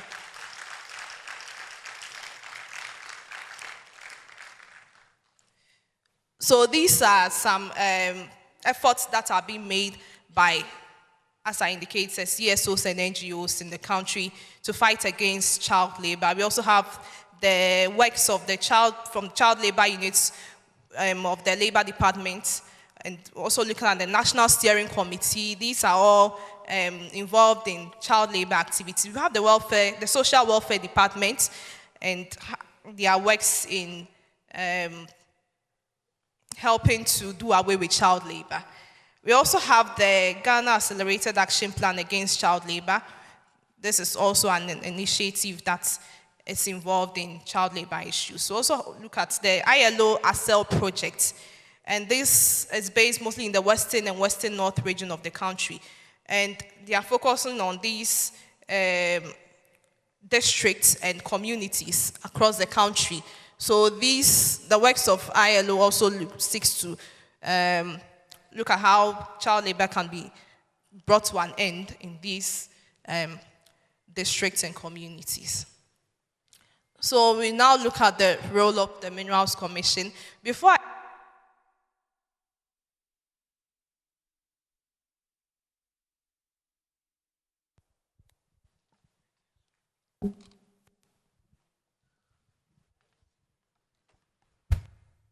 Hello. Before I get to that, I would want to state again that the Minerals Commission and in all our laws and our policies, we do not allow children in the mining sites. Children in mining sites or involved in mining activities is illegal, and the Minerals Commission, per our laws and our policies, do not allow children there because of the hazardous nature of mining. So we're looking at what the Minerals Commission is doing to also tackle the issue of child labor. We realize that, yes, children in the mining site or in mining, getting involved in mining, is something it's a reality. From the documentary and all that we've been doing so far here, it's seen that, yes, it's true. And we, as a state regulator, we ought to do something about it. So one of our major projects is the Child Labor Eradication Framework for the mining sector, the CLEF. So the Minerals Commission, in collaboration with Solidaridad, has developed the CLEF in mining, aimed at reducing children's involvement in mining activities to 0 in the long term and by 50 in the next 5 years. So this framework is, the Minerals Commission is particularly concerned about child labor in the mining sector because it is estimated that more than 5,677 children are engaged in mining activities. And as I indicated earlier, the involvement of children in mining activities results from an intricate web of reasons that are linked to poverty. So this framework is an integrated approach that seeks to see how we can address child labor in general. So the framework provides a concrete and coordinated outline for implementing interventions that give effect to the provision of the 1992 Constitution of the Republic of Ghana and all other acts that's in the country that make reference to children. So the strategic objective of the CLEF. The first strategic objective is to promote well-driven efforts to implement interventions that will improve the well-being of children. We know that the activities of Galamsey and children getting involved in Galamsey is in the community. So one of the first strategic approaches is to see how we can get the community involved. This will look at a community-based approach towards the elimination of child labor. Then the strategic objective 2 is to develop systems for identifying and analyzing cases of child labor and forced labor for effective remediation and follow-up actions. The third objective is to strengthen the capabilities of both institutions and actors at all levels to implement interventions to address child labor in an efficient manner. The fourth objective is to establish effective mechanisms to promote coordination among stakeholders and stimulate actions against worst form of child labor. And the fifth objective is to increase accessibility of poor families to the current social programs and productive inclusion initiatives that provide sustainable livelihood possibilities. So the national, as part of the CLEF, we inaugurated the National Partners Forum that brought together stakeholders in child labor and in the mining sector. So the National Partners Forum was inaugurated last year, November, and one of the aim was to look at how we can create a strategic linkage among the various partners that are already working to tackle child labor in the mining sector, and how our collaborative efforts we can leverage on each other's efforts to implement the framework. So after the NPF was launched, we also have the technical working group. So the technical working group brought together individuals with diverse technical expertise relevant to child labor mining, and how we can leverage on the collaborative knowledge and skill to address issues associated with child labor in the mining sector. So the TWG also focused on implementing agencies and how their shared knowledge, their best practices and discussions can build capacity to partner and implement the framework. We also looked at the support, how we can support monitoring and evaluation, how we can periodically compare the progress to see how we can establish standards in reference to how far we have come with the CLEF. So these are some partners and members of the technical working group. We have partners from the Regional House of Chiefs. We had a representative from the Ghana NGOs Coalition on the Rights of the Child, Ghana Statistical Service, district mining officers from the Minerals Commission, who are from the various districts, Labor Department officers, we have Social Welfare, NCC, CLU, Media Somopak, ILO, JICA, SHRAJ. So these are the partners for our technical working group, and how we can leverage on their knowledge and on their skills and their works they've done so far, on how we to do away with child labor in the mining sector. So these are the communities, then the districts that we have decided to pilot the CLEF implementation at. So we have 3 mining districts and 12 communities. So the first mining district is the Bibiani Sefiri also mining district, and the communities, we are looking at 3 communities there, as the Bonzain, Katieso, and Beposo. When we come to Takwa mining district, we have Gambia, Kotokrum, and Maham. And the third mining district is Obuasi mining district, which the communities that we are looking at are Dokwai, Abedru, Mahinsan, Agogo, Dinchie, Achiase, and Edumenu. So these are the communities and the districts that we will start implementing the CLEF framework. So as I indicated earlier, the CLEF will be relying on existing structures such as the CCPCs and DCCPs. So where we will be strengthening them and creating new CCPCs in these districts that we've already looked at, if they are already not existing. And where they are also available, as I indicated earlier, we will strengthen them. We'll also rely on the support of MMDAs and MDAs. Also, with the CLEF, as I indicated earlier, we are relying on the strengths of our partners. So we are looking at developing a community training model, a toolkit, with the assistance of JICA and the Ministry of Gender and Children Protection. And this toolkit will assist us in our activities.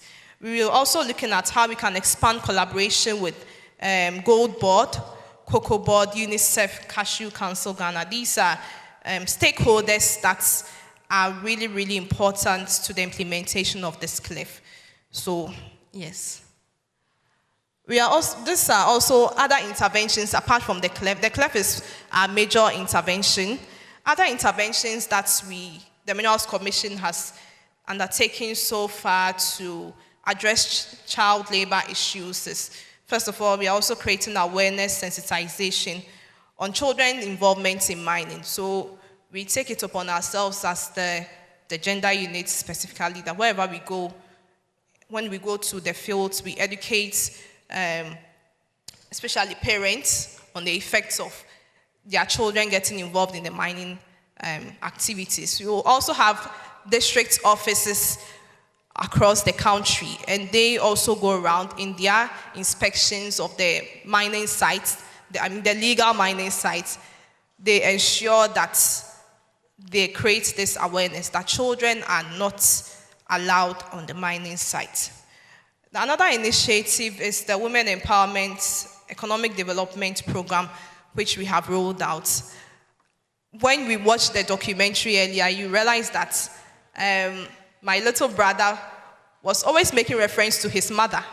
He indicated that because his mother is not giving him money, he himself has to go to the mining site. So this makes us understand that when the woman is economically empowered, of course, it would affect the child.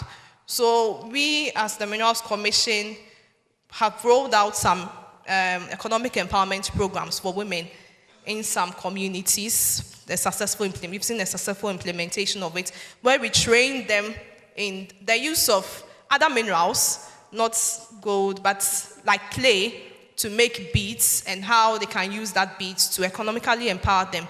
So we've had training for women in that sense. We also create awareness on the harmful effects of women exposing their children to mercury.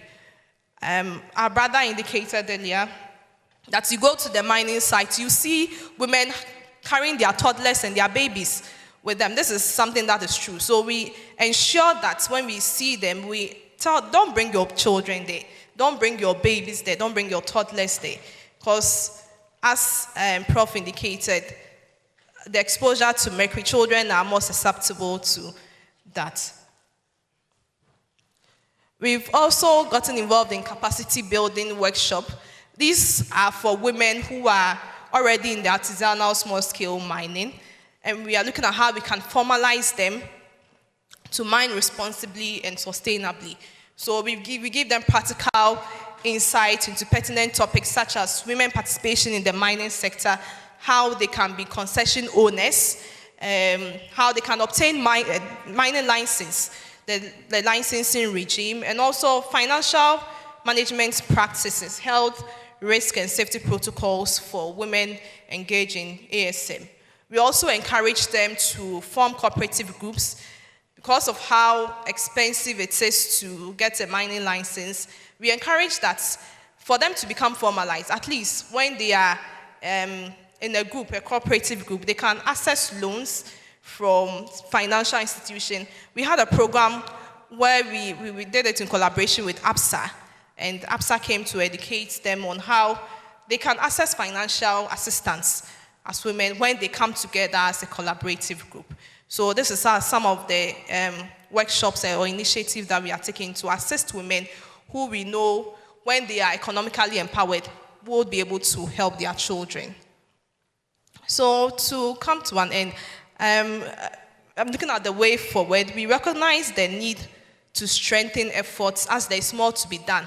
In spite of all these initiatives, the Minerals Commission, as the state regulator, continues to collaborate with stakeholders working in the mining industry.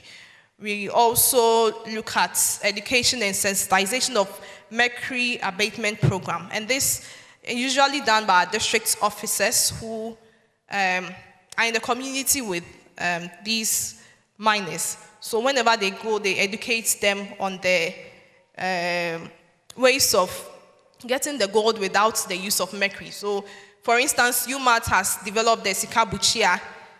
This is a technology which can be used to obtain the gold without the use of mercury. We also look at the lantern retort. These are all efforts that are being used to address pollution of our water bodies by the use of mercury. So we also advocate for community ownership of the issue at hand. We know that these issues are within the community. If we are able to encourage them, the community, let them come up with the issues themselves and then come up with solutions which they themselves have developed. Of course, they will abide by it. Some communities even have bylaws which they have developed in order to curb issues relating to children in mining. And also, last but not the least, also look at how the children themselves can be campaigners to their peers. So setting up, for instance, drama club groups in the various communities. When they are able to campaign to their peers, they are able to let them know the effects of getting involved in the mining sector as a child. So thank you very much for listening. Thank you, Abigail.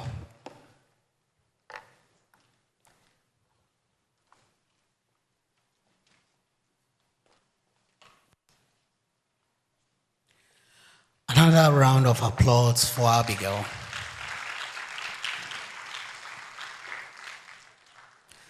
So the key point from her presentation is children are not allowed at all at the mining sites, whether it's legal mining or illegal mining. And I think that is why we are here today. To continue the event, we will be having our panel discussion, and we will call on Miracle Damanka. She is the CEO of Partnership for Family Strengthening, and she works to support children and strengthen vulnerable families. So a hand of applause for Miracle Damanka. Welcome. Thank you very much. We are a little behind time, so we'll go straight ahead and call our panelists to join us upstage so that we can have a discussion. Thank you very much, all our wonderful presenters. Please let's welcome Mr. Daryl Bosu. Let's welcome him. Thank you very much. He is the environmental advocate and a deputy national director for AEROSHA Ghana. Thank you very much for your presentation. Thank you. Please let's also go ahead and put our hands together for Abigail. It was a wonderful presentation. Abigail Ziami. She's a legal officer at the Gender and International Affairs Unit at the Ministry Commission. Let's continue.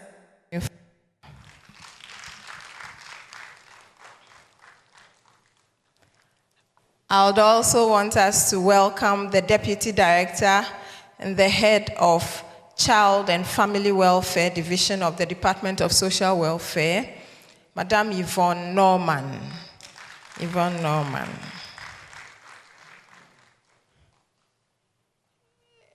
One more guest would be joining us. He has been called out shortly for an engagement with the press by his professor, the health professional and CEO of the Ghana Pediatrician Society, Prof. Anthony Enimil. You are all very welcome. And thank you for your great insights. Let's welcome Prof. Yes, please.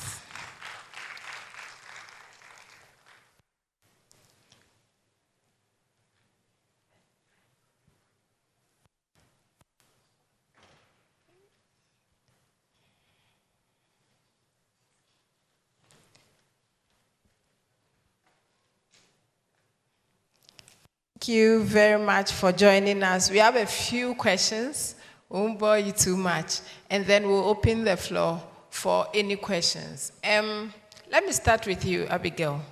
Because as I listened to you, coming from the legal perspective, a lot of questions were boiling in my mind.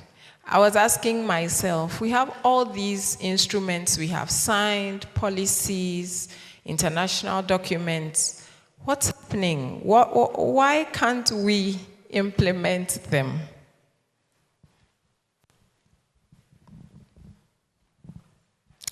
Thank you so much for this question. As you indicated, Ghana has signed to, it's a signatory to a lot of international treaties, international conventions, and there are a lot of laws in the country that talks about child labor or, there are a lot of laws in our country which seeks to end child labor, but the implementation, it's a big issue. I think the issue is not with the laws themselves, but the implementation. Implementation, it's not only, I don't think it should be only left to a certain group of people. Implementation should be something that should be a collaborative effort, because when the laws are there, even though there are maybe some agencies that have been given that mandate, there is a need for a collaborative effort. There is a need for a collaborative effort. So I think that laws are there, but implementing is also another issue. But once there is a collaborative effort from other agencies, of course, we'll be able to do with it. Thank you. Thank you also. Technical team, can we have some extra microphones? And sorry for ignoring you. Thank you so much for your support.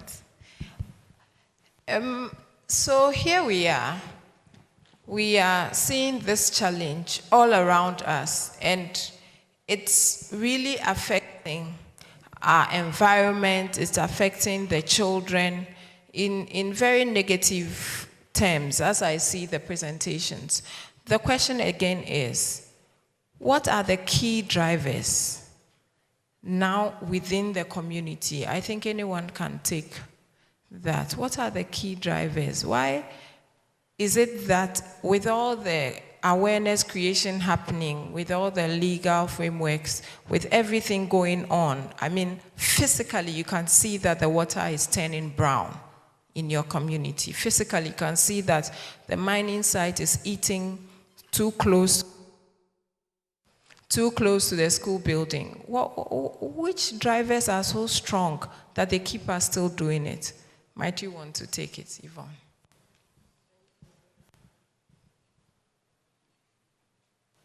Thank you. The presentations once more from Doc, Abigail, Darrell, yes, very, very insightful. I felt like getting up and going into the community right now and saying, please, we have to stop this. It's so serious. So on the spot, the information is not getting down. Because if as many people understand and see these presentations the way we are seeing it in a coordinated gathering like this, something will definitely be done about it. It won't be perfect, but there are things that can be done. Advocacy for one of the issues being, what are the alternative skills for gaining money? Because the issue is poverty. But poverty in itself, why poverty? Why can't we make a living? Because the opportunity to make that living is not well structured. Let me put it that way. Docs rightly said that all our vegetation, farm producing areas, the gold is lying underneath it. So what pushed people to feel that the gold is a better alternative than the agriculture in itself. We all know the issue of middlemen and how the farmers get peanuts for their produce. So that is also one area. Even with the agriculture, what are the farmers actually gaining from the farming to make other things like the illegal mining more lucrative to them? Another point related to this is education no longer looks like something that will help people make a living tomorrow. People are not interested in sending their children to school because they are interested in getting real-time cash right now. We have a lot of people who have degrees and masters, and they will point to them that they are not employed. And so why should I let my child go through all this process when I can get money? And because of the lack of education of what this will do to our future children, to them it is okay. So again, education is playing a key role. Because if they understood that our children and our children's children, we pay for what we are doing now, they will have a second thought of it. But that education is not there in the first place. And so their understanding of these issues, it creates a vicious cycle of people continually getting what I want and I can get today, rather than thinking and preparing for the future. I think someone else can also say something. Yeah, thank you very much. And again, let me thank the organizers for putting this together. It's a great advocacy. And those of us here, let's carry the message beyond this gathering. As it always happens, we meet, we share ideas, but it doesn't go beyond that. And these are some of the challenges we are facing. So let's there be a game changer. I think we have a lot of work to do in terms of sensitizing the communities doing mining. People probably have gone to a stage where they think, I need to be rich at all costs. Damn the consequence to my water body. Damn the fish that will be affected. They have gotten to a stage where they don't care about the environment, even though they stay in the environment. It's very difficult to change that mentality. When people think, when somebody drowns in a pit for Galamsey, it gives us more money. It is dangerous if we have gotten to that stage. And so I think we need to desensitize ourselves that money, riches is the end. So people have the impression that I need money, and I have money, I will have influence. I have money, I will have power. I have money, I can do everything. And so I will do everything to get money, even if I have to destroy myself. Because somebody said it well. He said the one who brought Galamsey is over 90 years, he's still there. And if I am 35 years, maybe I have 60 years more to live, because he that brought it is 90. And so let me enjoy. I mean, if you tell me it has health implications, I've seen somebody who is 90 years and brought Galamsey. And so we need to really desensitize the old myth, the perceptions which are wrong, yet it's being fueled. And so there's competition. I happen to come from the mining area. So you hear people, they just want to do everything to buy tricycle. And so they will destroy huge vast land because they must also drive in what we call Abubuya. I owe one, and I got it through Galamsey. And so then once they get it, now they graduate from Abubuya to get maybe a four-legged car for the first time. It could be Vates, and then after Vates, more money is coming, quick way. And then they compare themselves to the teacher who has been teaching in the community for 30 years and is still working, not even a bicycle. So why should I send my child to school if I can make money in a short time and the child sees that his teacher comes and his slippers is half torn, yet he has to come to the classroom? So the push factor seems to be many. In other words, we should look for, as a country, really get think tanks, people who are just thinking on innovative ways to change the paradigm. Otherwise, it doesn't seem too good. The optics do not look good because they will tell you we are unemployed. The gold is for our grandfather. They gave it to us. They've forgotten that they also have children. But they want to take everything and leave the land as it is. And the proportions, the rate at which we are moving, I guess this is an opportunity for rethinking and recalibrating, as our president probably will put it. It should include this as a recalibration and look for more innovative ways to change the discussion and let those being affected in the community understand that we are not talking about this just because of them, because we all came to meet this small earth. We are not too big, as our brother said, but we seem to be destroying ourselves faster than even the bigger countries.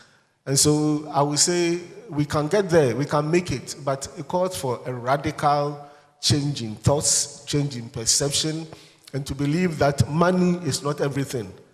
If I'm going to kill my neighbor because I'm like, and we hear stories from the Galamsey area, fights between two people. If I manage to get rid of you through whatever means, I expect to get more gold when I go into the pits.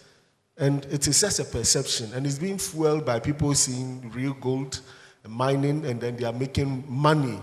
But go back and really analyze the lifestyle of those doing the mining. You realize they really are ordinary people. But of course, there's a value chain. There are people up there who we know. They are not the grassroots. They are not the ordinary people. The boy said they get 300 probably in a day. They share 150 Ghana cedis. But who does the gold go to? What are the next steps? Who are providing the champagnes? Who are providing all those things? The key people are there, and it is actually the little fishes who unfortunately become victims, including the population I represent, which is pediatrics. Unfortunately, they are the victims, but the future belongs to them. Thank you very much. And I'd come to you, Dario. Whilst you are weighing in on this, please add to it. What can we do there in the community about the environment? For them, they don't see the bigger picture. They are just seeing the little stream near them turning brown. But they really don't care because they don't see the bigger picture. What can we do? Okay, so before I come to that, let me pick on your first question on the underlying issues or the drivers. I think there's something we need to be frank about. All of these issues is coming as a result of changing our value systems. And I can say for certainty that this has been driven by collapse in political narratives. Because I can tell you, as far back as 2000s, if you go to any community and you talk about if you have money, what will you invest in? They'll tell you a cocoa farm. To the extent that if you look at all the documentation on Ghana, what has affected or what led to the loss of forest reserves or what contributed to degradation in this country, it was cocoa farms encroaching on forest reserves. Now that narrative has changed to mining encroaching on forest reserves. Why is that? Because the narrative has been changed by certain class of people. And there's so much political opulence in our community. There is no control. The politicians have shown that you can come to power within 4 years, use the resources anyhow. So the community people are seeing how their resources are being wasted, not for their benefit. So they sit back and also see how the resources are close to me. Why should I wait for you to come all the way, bring your people from elsewhere, and come and exploit it at my disadvantage? So we are seeing community people now not interested in listening to anything we say. And I recall somewhere around 2004, 2005, 2006, politicians saying, instead of the politicians thinking about creating sustainable jobs for community people, they say, well, let's create jobs for our people. Let's open the mines for them. They started with youth in mining and all of that, and everybody got to see, okay, when we do more mining, we'll get more money instead of doing more cocoa farming or activities that will protect our water, activities that will protect our land. So that sort of value system change as a result of a lot of the opulence being demonstrated by people in government, people in authority, has pushed a certain mindset into local people, community people also think that, look, If somebody who gets into politics within a year or 4 becomes rich, why should I sit down if I have the gold on my land? And that is why people are selling their cocoa farms. In a situation or in a country where it is even unlawful to sell your cocoa farm for mining. There's a law that prohibits you giving your cocoa farm for mining, but people are openly giving it out. Then there's also the issue of the fact that we are not implementing and enforcing our laws as we should. Cocoa boards sat down for almost all the cocoa farms to be destroyed before they set up a task force to regulate activities of miners affecting cocoa farms. If you go to the Western region, there is no way the rubber companies will allow you to remove one tree of a rubber tree. They will come to the protection of the rubber farmer. But cocoa board was not protecting the farmers against the miners. So it was as if that, okay, if you do cocoa, nobody cares for you. So these are some of the, I would say, the weaknesses in our system. There's no protection mechanisms. There's no safety guards for cocoa farmers. There's no safety guard for livelihood. So people get up and do what they want. So these are underlying factors. Now, I need to also mention that there's a breakdown of leadership at our community level. Our chiefs are supposed to be people who hold the community's social contract and make sure that people are respecting values and laws in the country. But some of our chiefs now, they don't care about those leadership roles that they've been accorded to them. So they do what they want. They are even looking for, some of them go out recruiting miners to come to their community and destroy other people's farms. So leadership has broken down. And if you come to the question you ask, what can communities do? Communities are at the mercy of some of these mining companies. That's the truth. We must say it. They are victims of a market that is being controlled from the top. There's gold. Gold prices are very high, about $3,600 per ton. It's up there. And then you have a market in country where we're also buying gold. There's no regulation. So if there's gold, what can the community people do?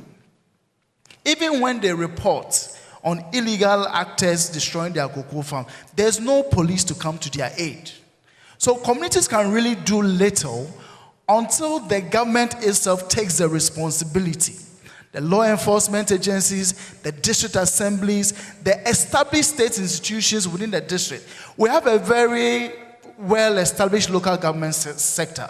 And I think that we need to use that mechanism to make sure that everybody appointed by the state, working for the state, is doing their job well to help the communities be able to assert their rights as they should. If we don't do that, communities will always be at the mercy of the miners, and there's nothing they can do about it. A few of the communities that have stood up, you saw how in the previous administration, they were made to face the brutality of the police. They bring the police to force you to even accept community mining. We have a case right now we have to do where 5 community people, they stood up and fought against illegal miners destroying their river bodies. Now the company with the police in the area are prosecuting the community people for standing up against illegal miners destroying their farms. Now, these are the issues communities are faced with. So the states must be seen to be acting in the best interest of communities. And this, for me, is paramount to addressing this issue if we really are serious about it. Wow, communities now at the mercy. So it's our resources, but now we are at the mercy of the miners. Please, I'm coming back to you for social welfare. The unfortunate truth is that the children are even worse affected. Their bodies are absorbing these things, and they, unfortunately, are not able to defend themselves in this situation.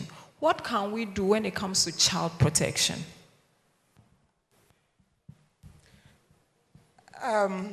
Darrell's submission is making my point, not carry weight. Something is being done as we speak, but until root causes are addressed, sometimes it looks like you don't see the other areas at all. I mean, UNICEF has been supporting the ministry and other departments on these messages through social and behavioral change, the toolkit. So I was excited when Abigail was talking about Galamsey, because we have a lot on child labor already. Even though we still have issues at the community level, because the messages are not carried out as consistent as they should, in order to ensure that, you know, the message has gone down and parents understand the harm that this is doing to their children. So it is expansion of some of these activities, the use of the toolkit to do sensitizations. And I wish we brought one here. It uses pictures to talk to these issues. And there are some messages that are even couched for schools, so that the children themselves understand the rights that they own and their responsibilities as well. And then there are those that are couched for the community leaders. And in communities where you see a community leader taking over and organizing such sensitization is beautiful. You see the impact because they have owned the message. And this is what we want to continue to support and expand as well. Another area is the support of all stakeholders at the district level to use tools, again, such as the SWIMS. When, the SWIMS is working, the Social Welfare Information Management System, we are able to track where hotspot areas are, what are the exact protection concern, because Galamsey affects a variety of protection concerns and where we must focus. But when we are not getting the data, it's also difficult to make those arguments on a national level. The SWIMS national, Abena Dufie, she is there. She can tell you how beneficial it will be if, all stakeholders are adding on to the SWIMS database and issues are real-time being addressed. The SWIMS also supports that. And the SWIMS is also growing to the point that another area we are seeing is collaboration. It's like a lot of us are doing almost the same thing, but in our different households. So again, we really need to sit down and say, this is not a matter of, oh, Abigail is coming to take my schedule, because sometimes it looks like that, exactly. But this is the role that I have to play, and I'm acknowledged for it. This is the role Abigail has to play. She's acknowledged for it. And I think when that kind of team confidence is put in all of us, we move together and we try to synergize our different efforts into ensuring that children are better protected. Thank you. I am very concerned because of all that it represents for us, especially because these days, I don't know whether you've noticed, it's as if we are living in 4-year cycles. You realize, in the country, it's become political, but things like welfare of children, protection of our environment, they cannot be politicized. Anyway, the floor is open. If there are any questions, please, you can rise, step to the front. We have just a few minutes for these, so those who have the questions, please come forward. I think we can take only about 10. Let's take the first 3. The hands I'm seeing show that you may have to take 10. Okay, so let's take the first. Thank you very much. It's Dr. Joseph Wemako, the founder and executive director, Human Rights Reporters Ghana.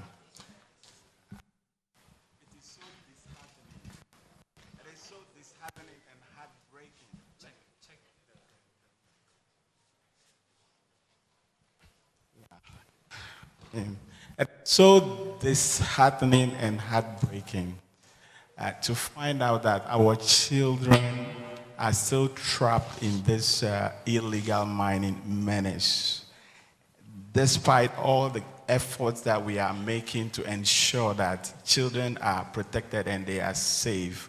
I'm really touched about the conversations that went on here a while ago. Meanwhile, I just want to throw a light on a point that Dara has made, a vivid one. We know that our community leaders have failed us woefully, and we mustn't blame them entirely for the failure. But as much as this continues, it still, it still affects us all. So I want to find out, based upon your point, how can we protect, how can we empower communities, structures, community leaders, traditional leaders, the structures? How can we empower them to be able to deliver, to ensure that they protect and safeguard our children? And what role should they also play in this whole menace? Thank you, in addressing this whole menace. Thank you very much. Thank you. Please, let's take the second question. Thank you very much. And I'm also grateful to the organizers for the conference. And I think we need to do more at the other regions. Maybe Kumasi, Tamale, so that people can also have opportunity to also listen, and that can help change our mindset. But I want to find out whether we are indeed fighting Galamsey. Because PNDC started with military, it didn't work.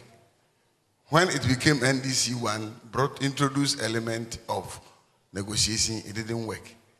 It has moved up to Galamsey, stop, nothing has stopped. And now we are singing the same song. We are doing the same thing, but we want different results. So a word to the wise is enough to all of us.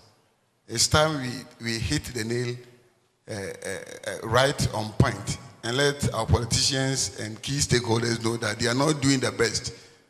I'm glad Minerals Commission is here.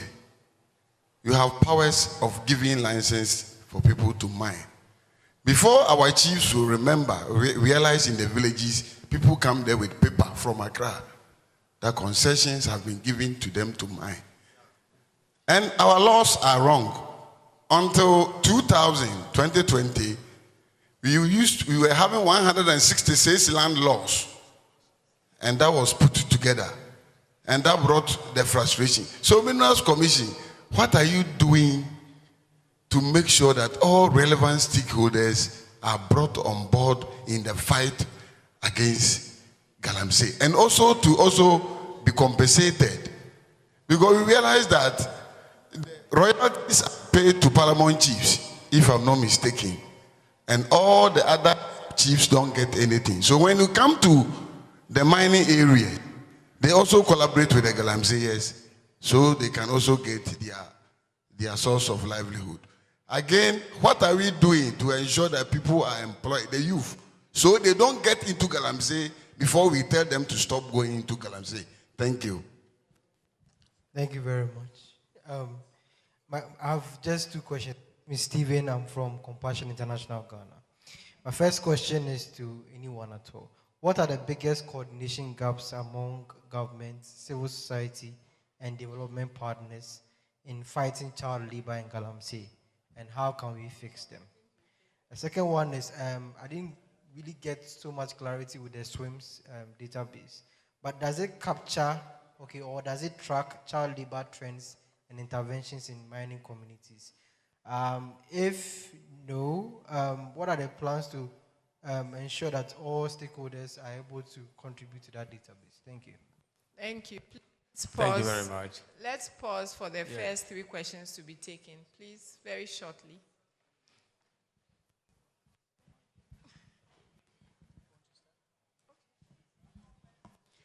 Abena, can you come up?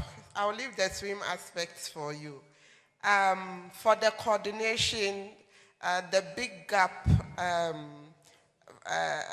for the coordination is, like I said,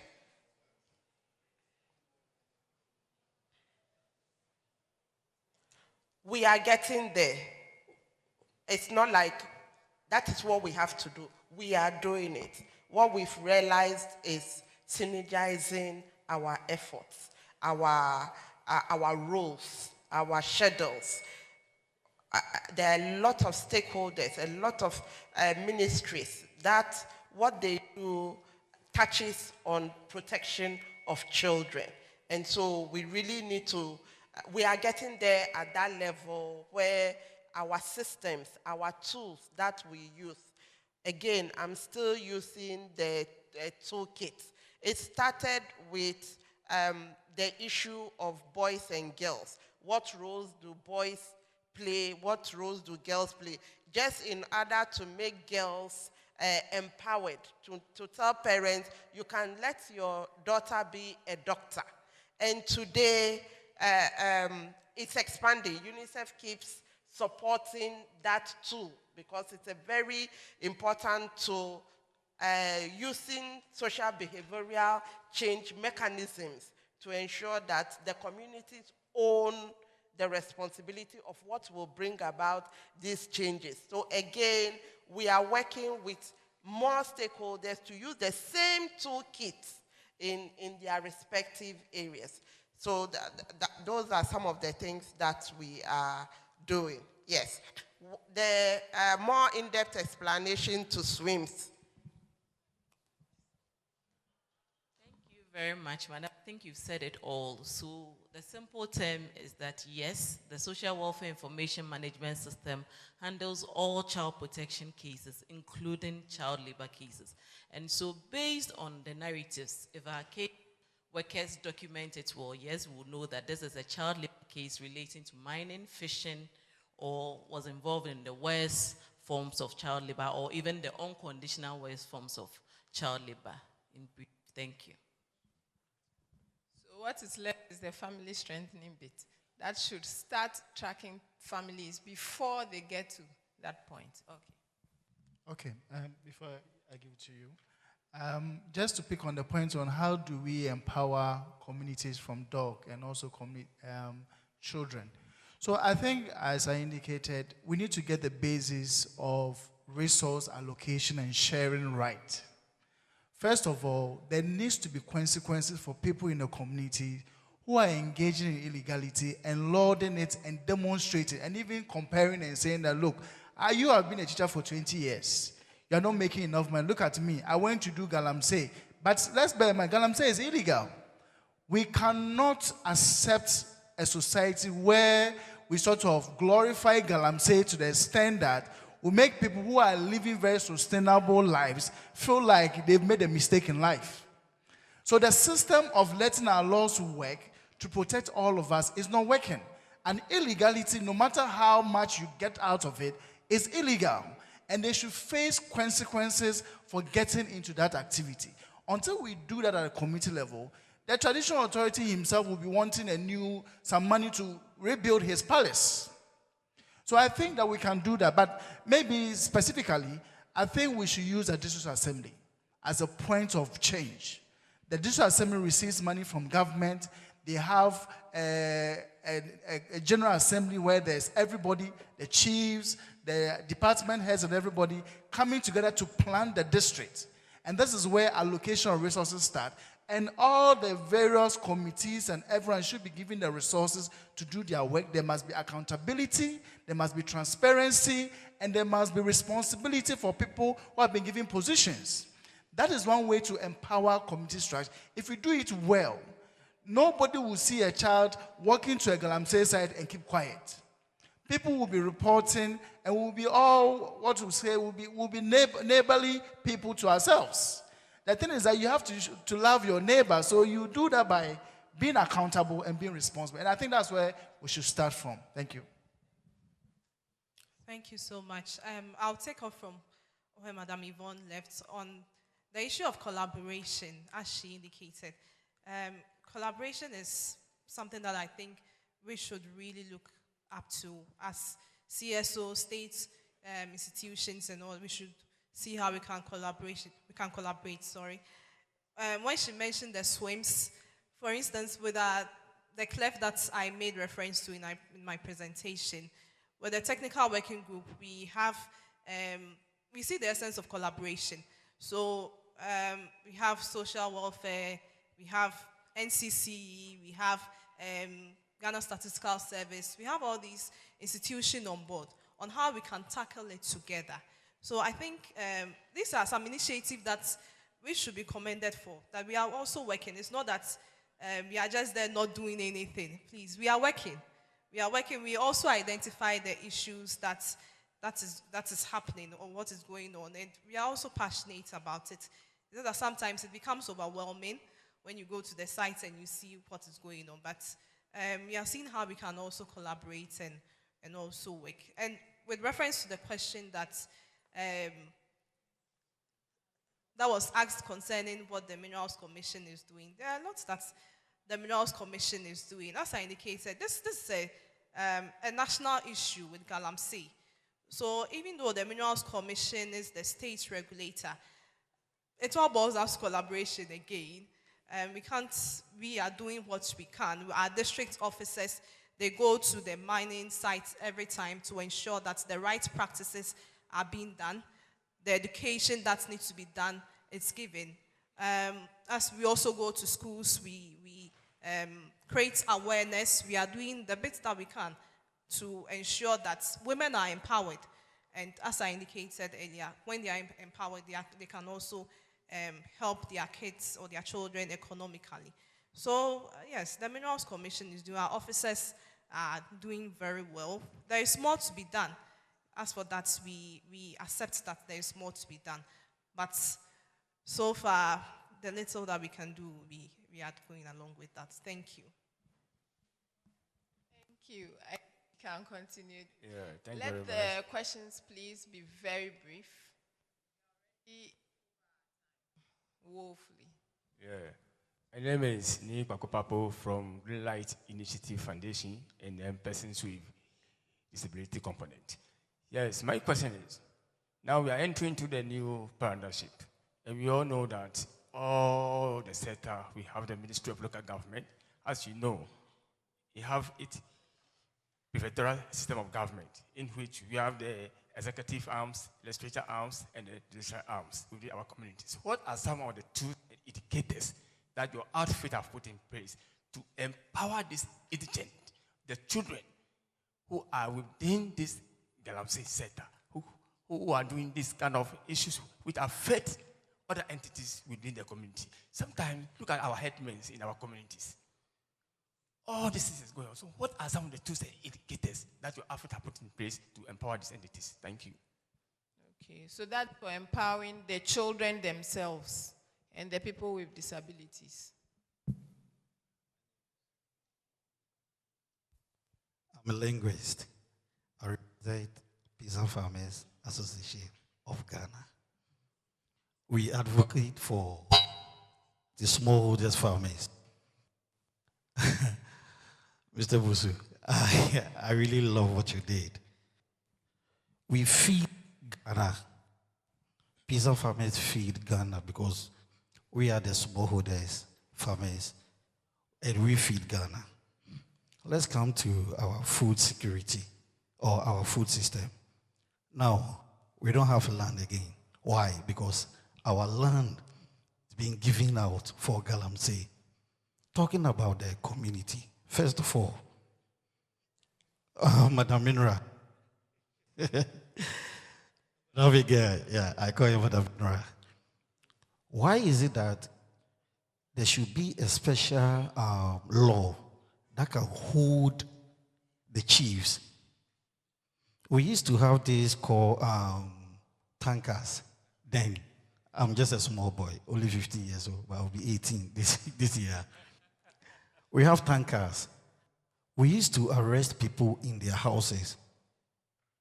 Why is it that can't we have any solid law that can hold these chiefs? Whoever is doing the Galamsey, please, we hold you, the chief, responsible for it.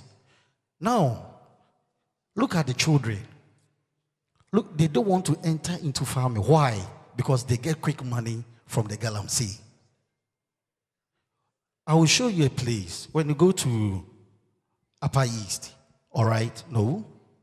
When you go to Upper East, Zwalungu, Bani, Shega, and they are doing the Galamsey. 2 months ago, 25 people died. It was something else. Our land is being destroyed. Look at the Wing River that flows all the way to Shama. Shama provides us with the rice. Now, this year, according to research, this year and next year, we are supposed to get enough food. But just because of the Galamsey, the chemicals, now we can't have water. And no irrigation system for our farming. Madam Law, look at the chiefs, what they are doing to our communities. They are part of it. Is there not any law that can hold them? Before we realize, not even our children, we, 5 years ahead, come there, but no. Thank you.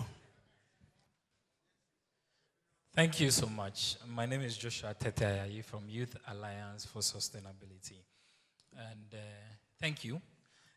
My first comment about the spiritual part, the killing, it is real. It's not a myth. The point is, I've spoken with some people from those places, and when they kill, they actually get a lot more. So the question is, you were there very well, the gods were there with you, and you people were living very well. The forest was clean, the rivers were clean. And all of a sudden, the gods demanded that, kill more people for me, then I'll allow you to destroy where I live. So maybe we need to begin to question the ancestral worship system. Yes. Now, in terms of education, one thing I remember, the reasons why communities support schools and communities build schools is when the teachers are brought in, they see an immediate impact, right? They begin to see a yield in their yam. They begin to see their children do things that help them. It has an immediate impact. So then the community builds. They contribute and they build. By the time the place becomes a city, the school now becomes abstract. And the community has no real impact. So then again, I'm asking, the economic situations are real. The person wants to get money. You say you should come and learn Sokatwa. So what we've done with Ghanaian languages, where when you are in Accra, you have the option of learning Chi and then Ga. When you go to the Volta region, you have the option of learning Ewe. Can't we do the same in these areas where we give them skills that are tailored to what they need, and the people who have the purchasing power to purchase for them? Because you can trade them in big making. If nobody is coming to buy, you have not done anything. So are we saying that we can't train them to sew uniforms so that the mining company will be forced to buy from them? Because you are exploiting them anyway. Can't we train them to become mechanics so that the mining companies will now use them as their mechanics? Instead of going to the Sokatwa and go and do that thing, you are waiting for them to get to SS, senior high, before you see whether they are fit for TVET or not, where you can start training them as young as they are, so that the community sees the benefit of education. Now the third one. Oh, that's the last one, please. The royalties, as I understand, the one that are given to the chiefs, they are not given to the chiefs because they are chiefs. They are given to the throne or the stool. The stool represents community. So how did we become comfortable with the chiefs just spending without making any accountability? Please, they need to begin to account. Because those who are using it to furnish their palaces and live in their communities are the ones causing the problem. Thank you. Hi, my name is Helena. I'm representing Get Out of Depression Foundation. Good foundation. My concern is with the children, especially when it comes to mental health. I realize that we're talking about the physical health and the other issues, but we engage with children a lot, and we do what we call arts therapy for children.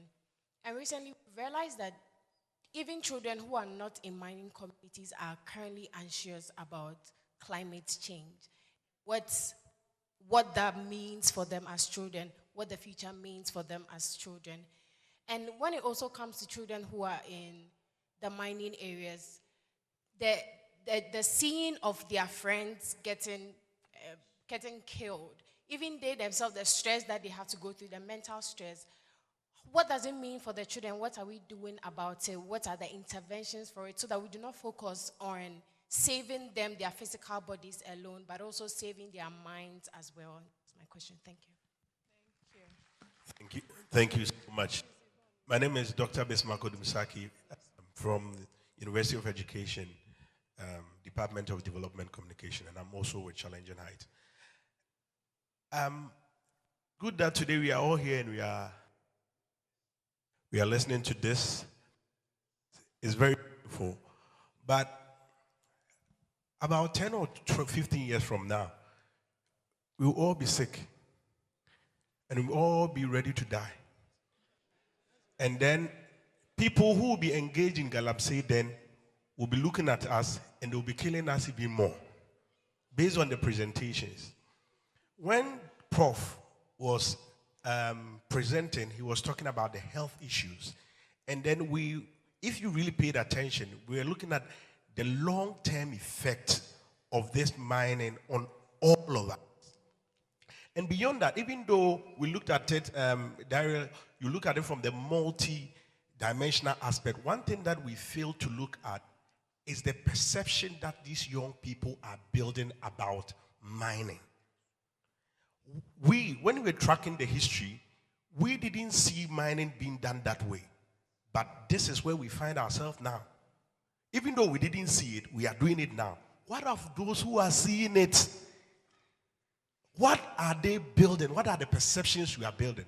So one of the research gaps we should look at, aside looking at the level of mercury and all those things in the system, we should also look at the perceptions these children are building about mining and the possible impact it will have on us in the future. Because this perception is what is going to drive this whole Galamsey in the next 15 or 20 years.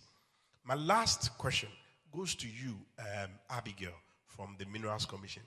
You have designed a very beautiful framework, the children labor, right? Child labor, clef. And then I was excited about it until you said that, oh, we are looking forward to partner with stakeholders, Cocoa Board, Cashew, and I was like, okay, hold on. So how did you develop this framework if these stakeholders were not involved in the first place? Mostly, how participatory was this full framework developed? Because mostly what happens in our part of the world is that we sit in our offices with few technical people and design the framework, and we hope to implement it in communities with these people who are not part of the design of the framework. And what happens is that it won't work. They were not part. You are experts. So when you send it there, it's not going to work. How were they involved in the design of that intervention? And that is what we have to ask ourselves. Thank you so much.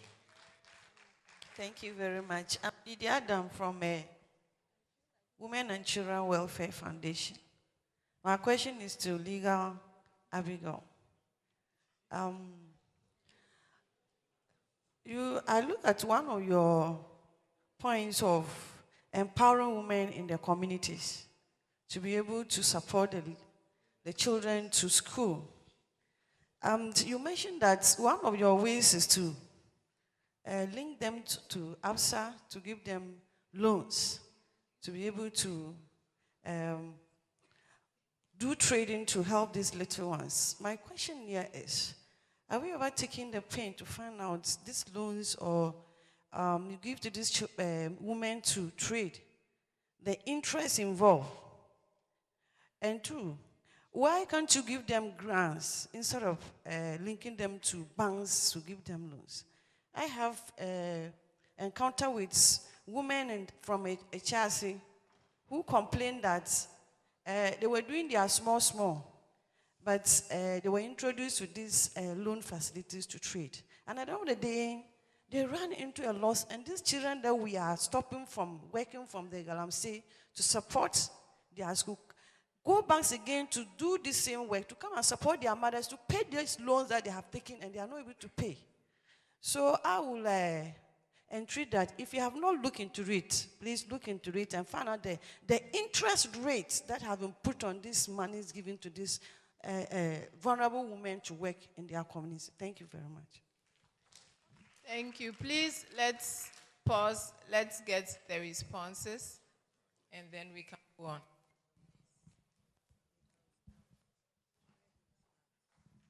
Thank you very much. Yes, indeed, mental health issues are realistic issues for children.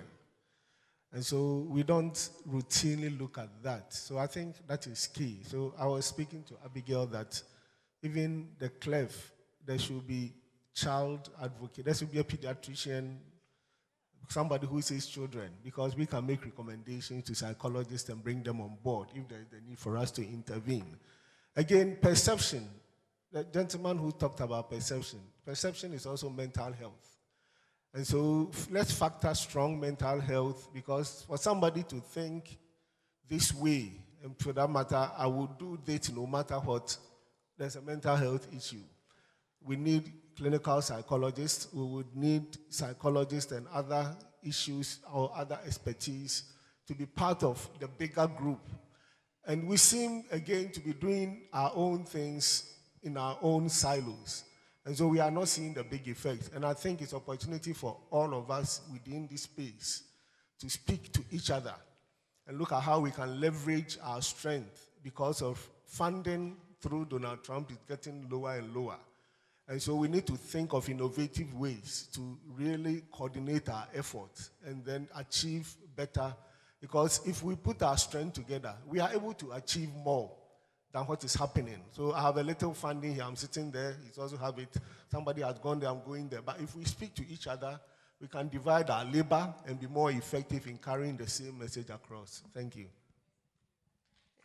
Just briefly, in addition to what Doc has stated about mental health, also realizing the importance of mental health, this year there's a new model on mental health and psychosocial support for children and families added to the toolkit.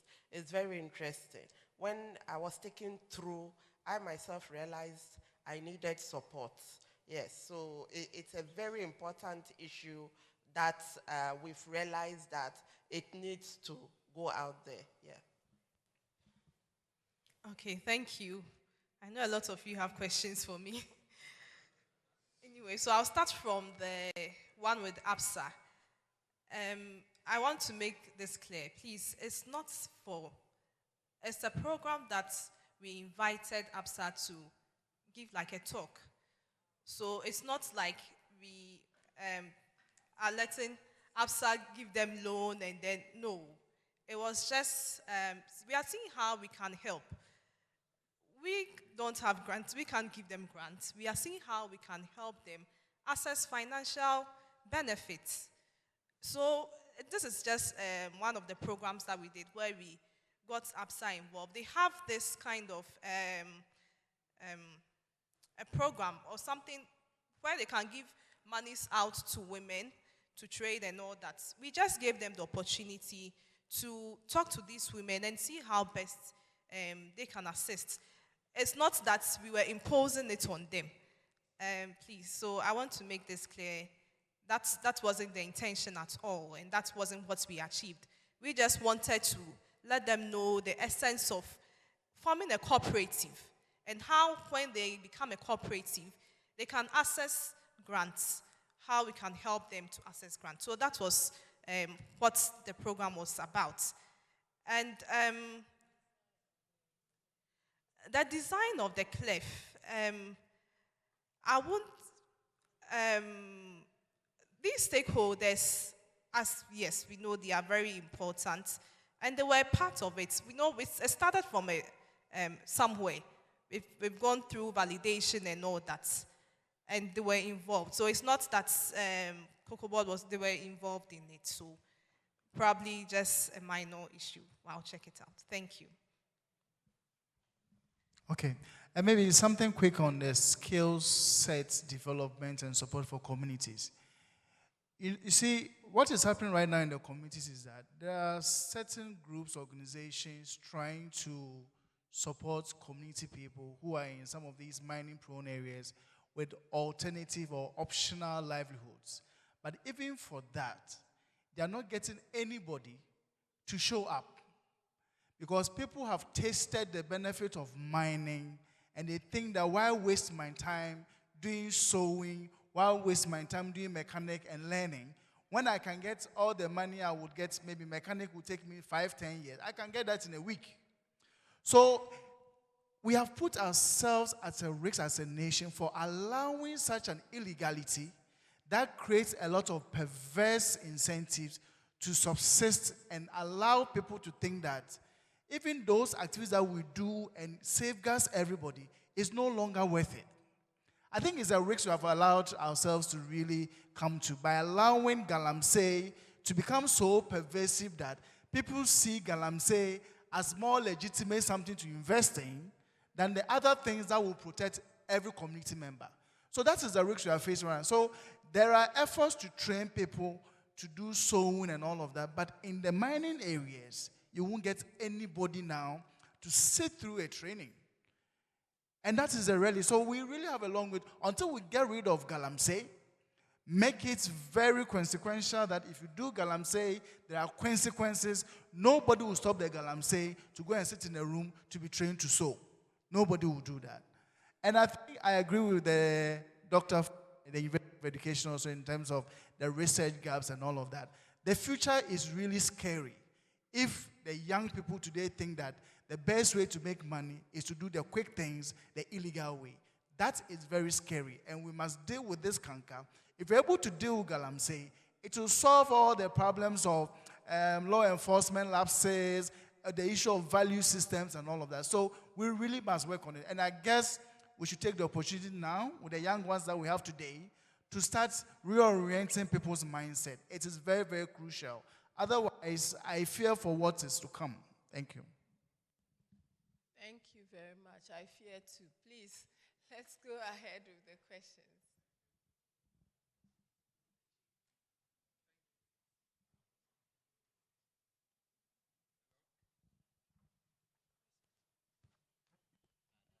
Hello? Okay, thank you. My name is Al-Hassan Yamino. My organization is called My Sadaka Saves. I'm coming from Ashanti region. Coming from Ashanti region, my mom lives in Accra. So normally when I come, I buy some foodstuffs to bring to her. Now, in the morning, I visited her at her place, and when I was coming, I was looking at the market, Medina market, and I was looking at the vegetables, and I said, these are fresh vegetables, and I'm very, very sensitive in buying my vegetables. And I said, probably these vegetables are coming from the mountain Eburi areas, and I know that place is not Galamsey prune area. So I said, these are maybe, and I said, no, probably other vegetables might have come from other areas. So listening to the doc and other experts is very scary.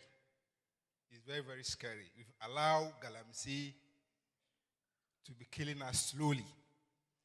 And we've allowed political patronage to eat into us that we are not able to be bold to face our reality. Look, left to me alone, small-scale mining should be banned. Small-scale mining should be banned.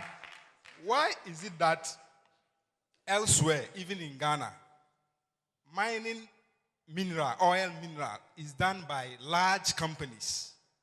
And have we had experience of having small-scale mining oil? It has never happened, because these are minerals that needs huge resources to be extracted from the earth. So if we put in laws that are very, very strong, very bold for miners to do that trade, it will be very difficult to have small-scale mining. Elsewhere, it has existed. And to my brother Darrell Bosso, I pity you. Sometimes I pity you. The work you are doing, the advocacy space. I mean, you don't have people to support you, but I commend the organizers of this forum. It's a step ahead. And I want us to escalate this advocacy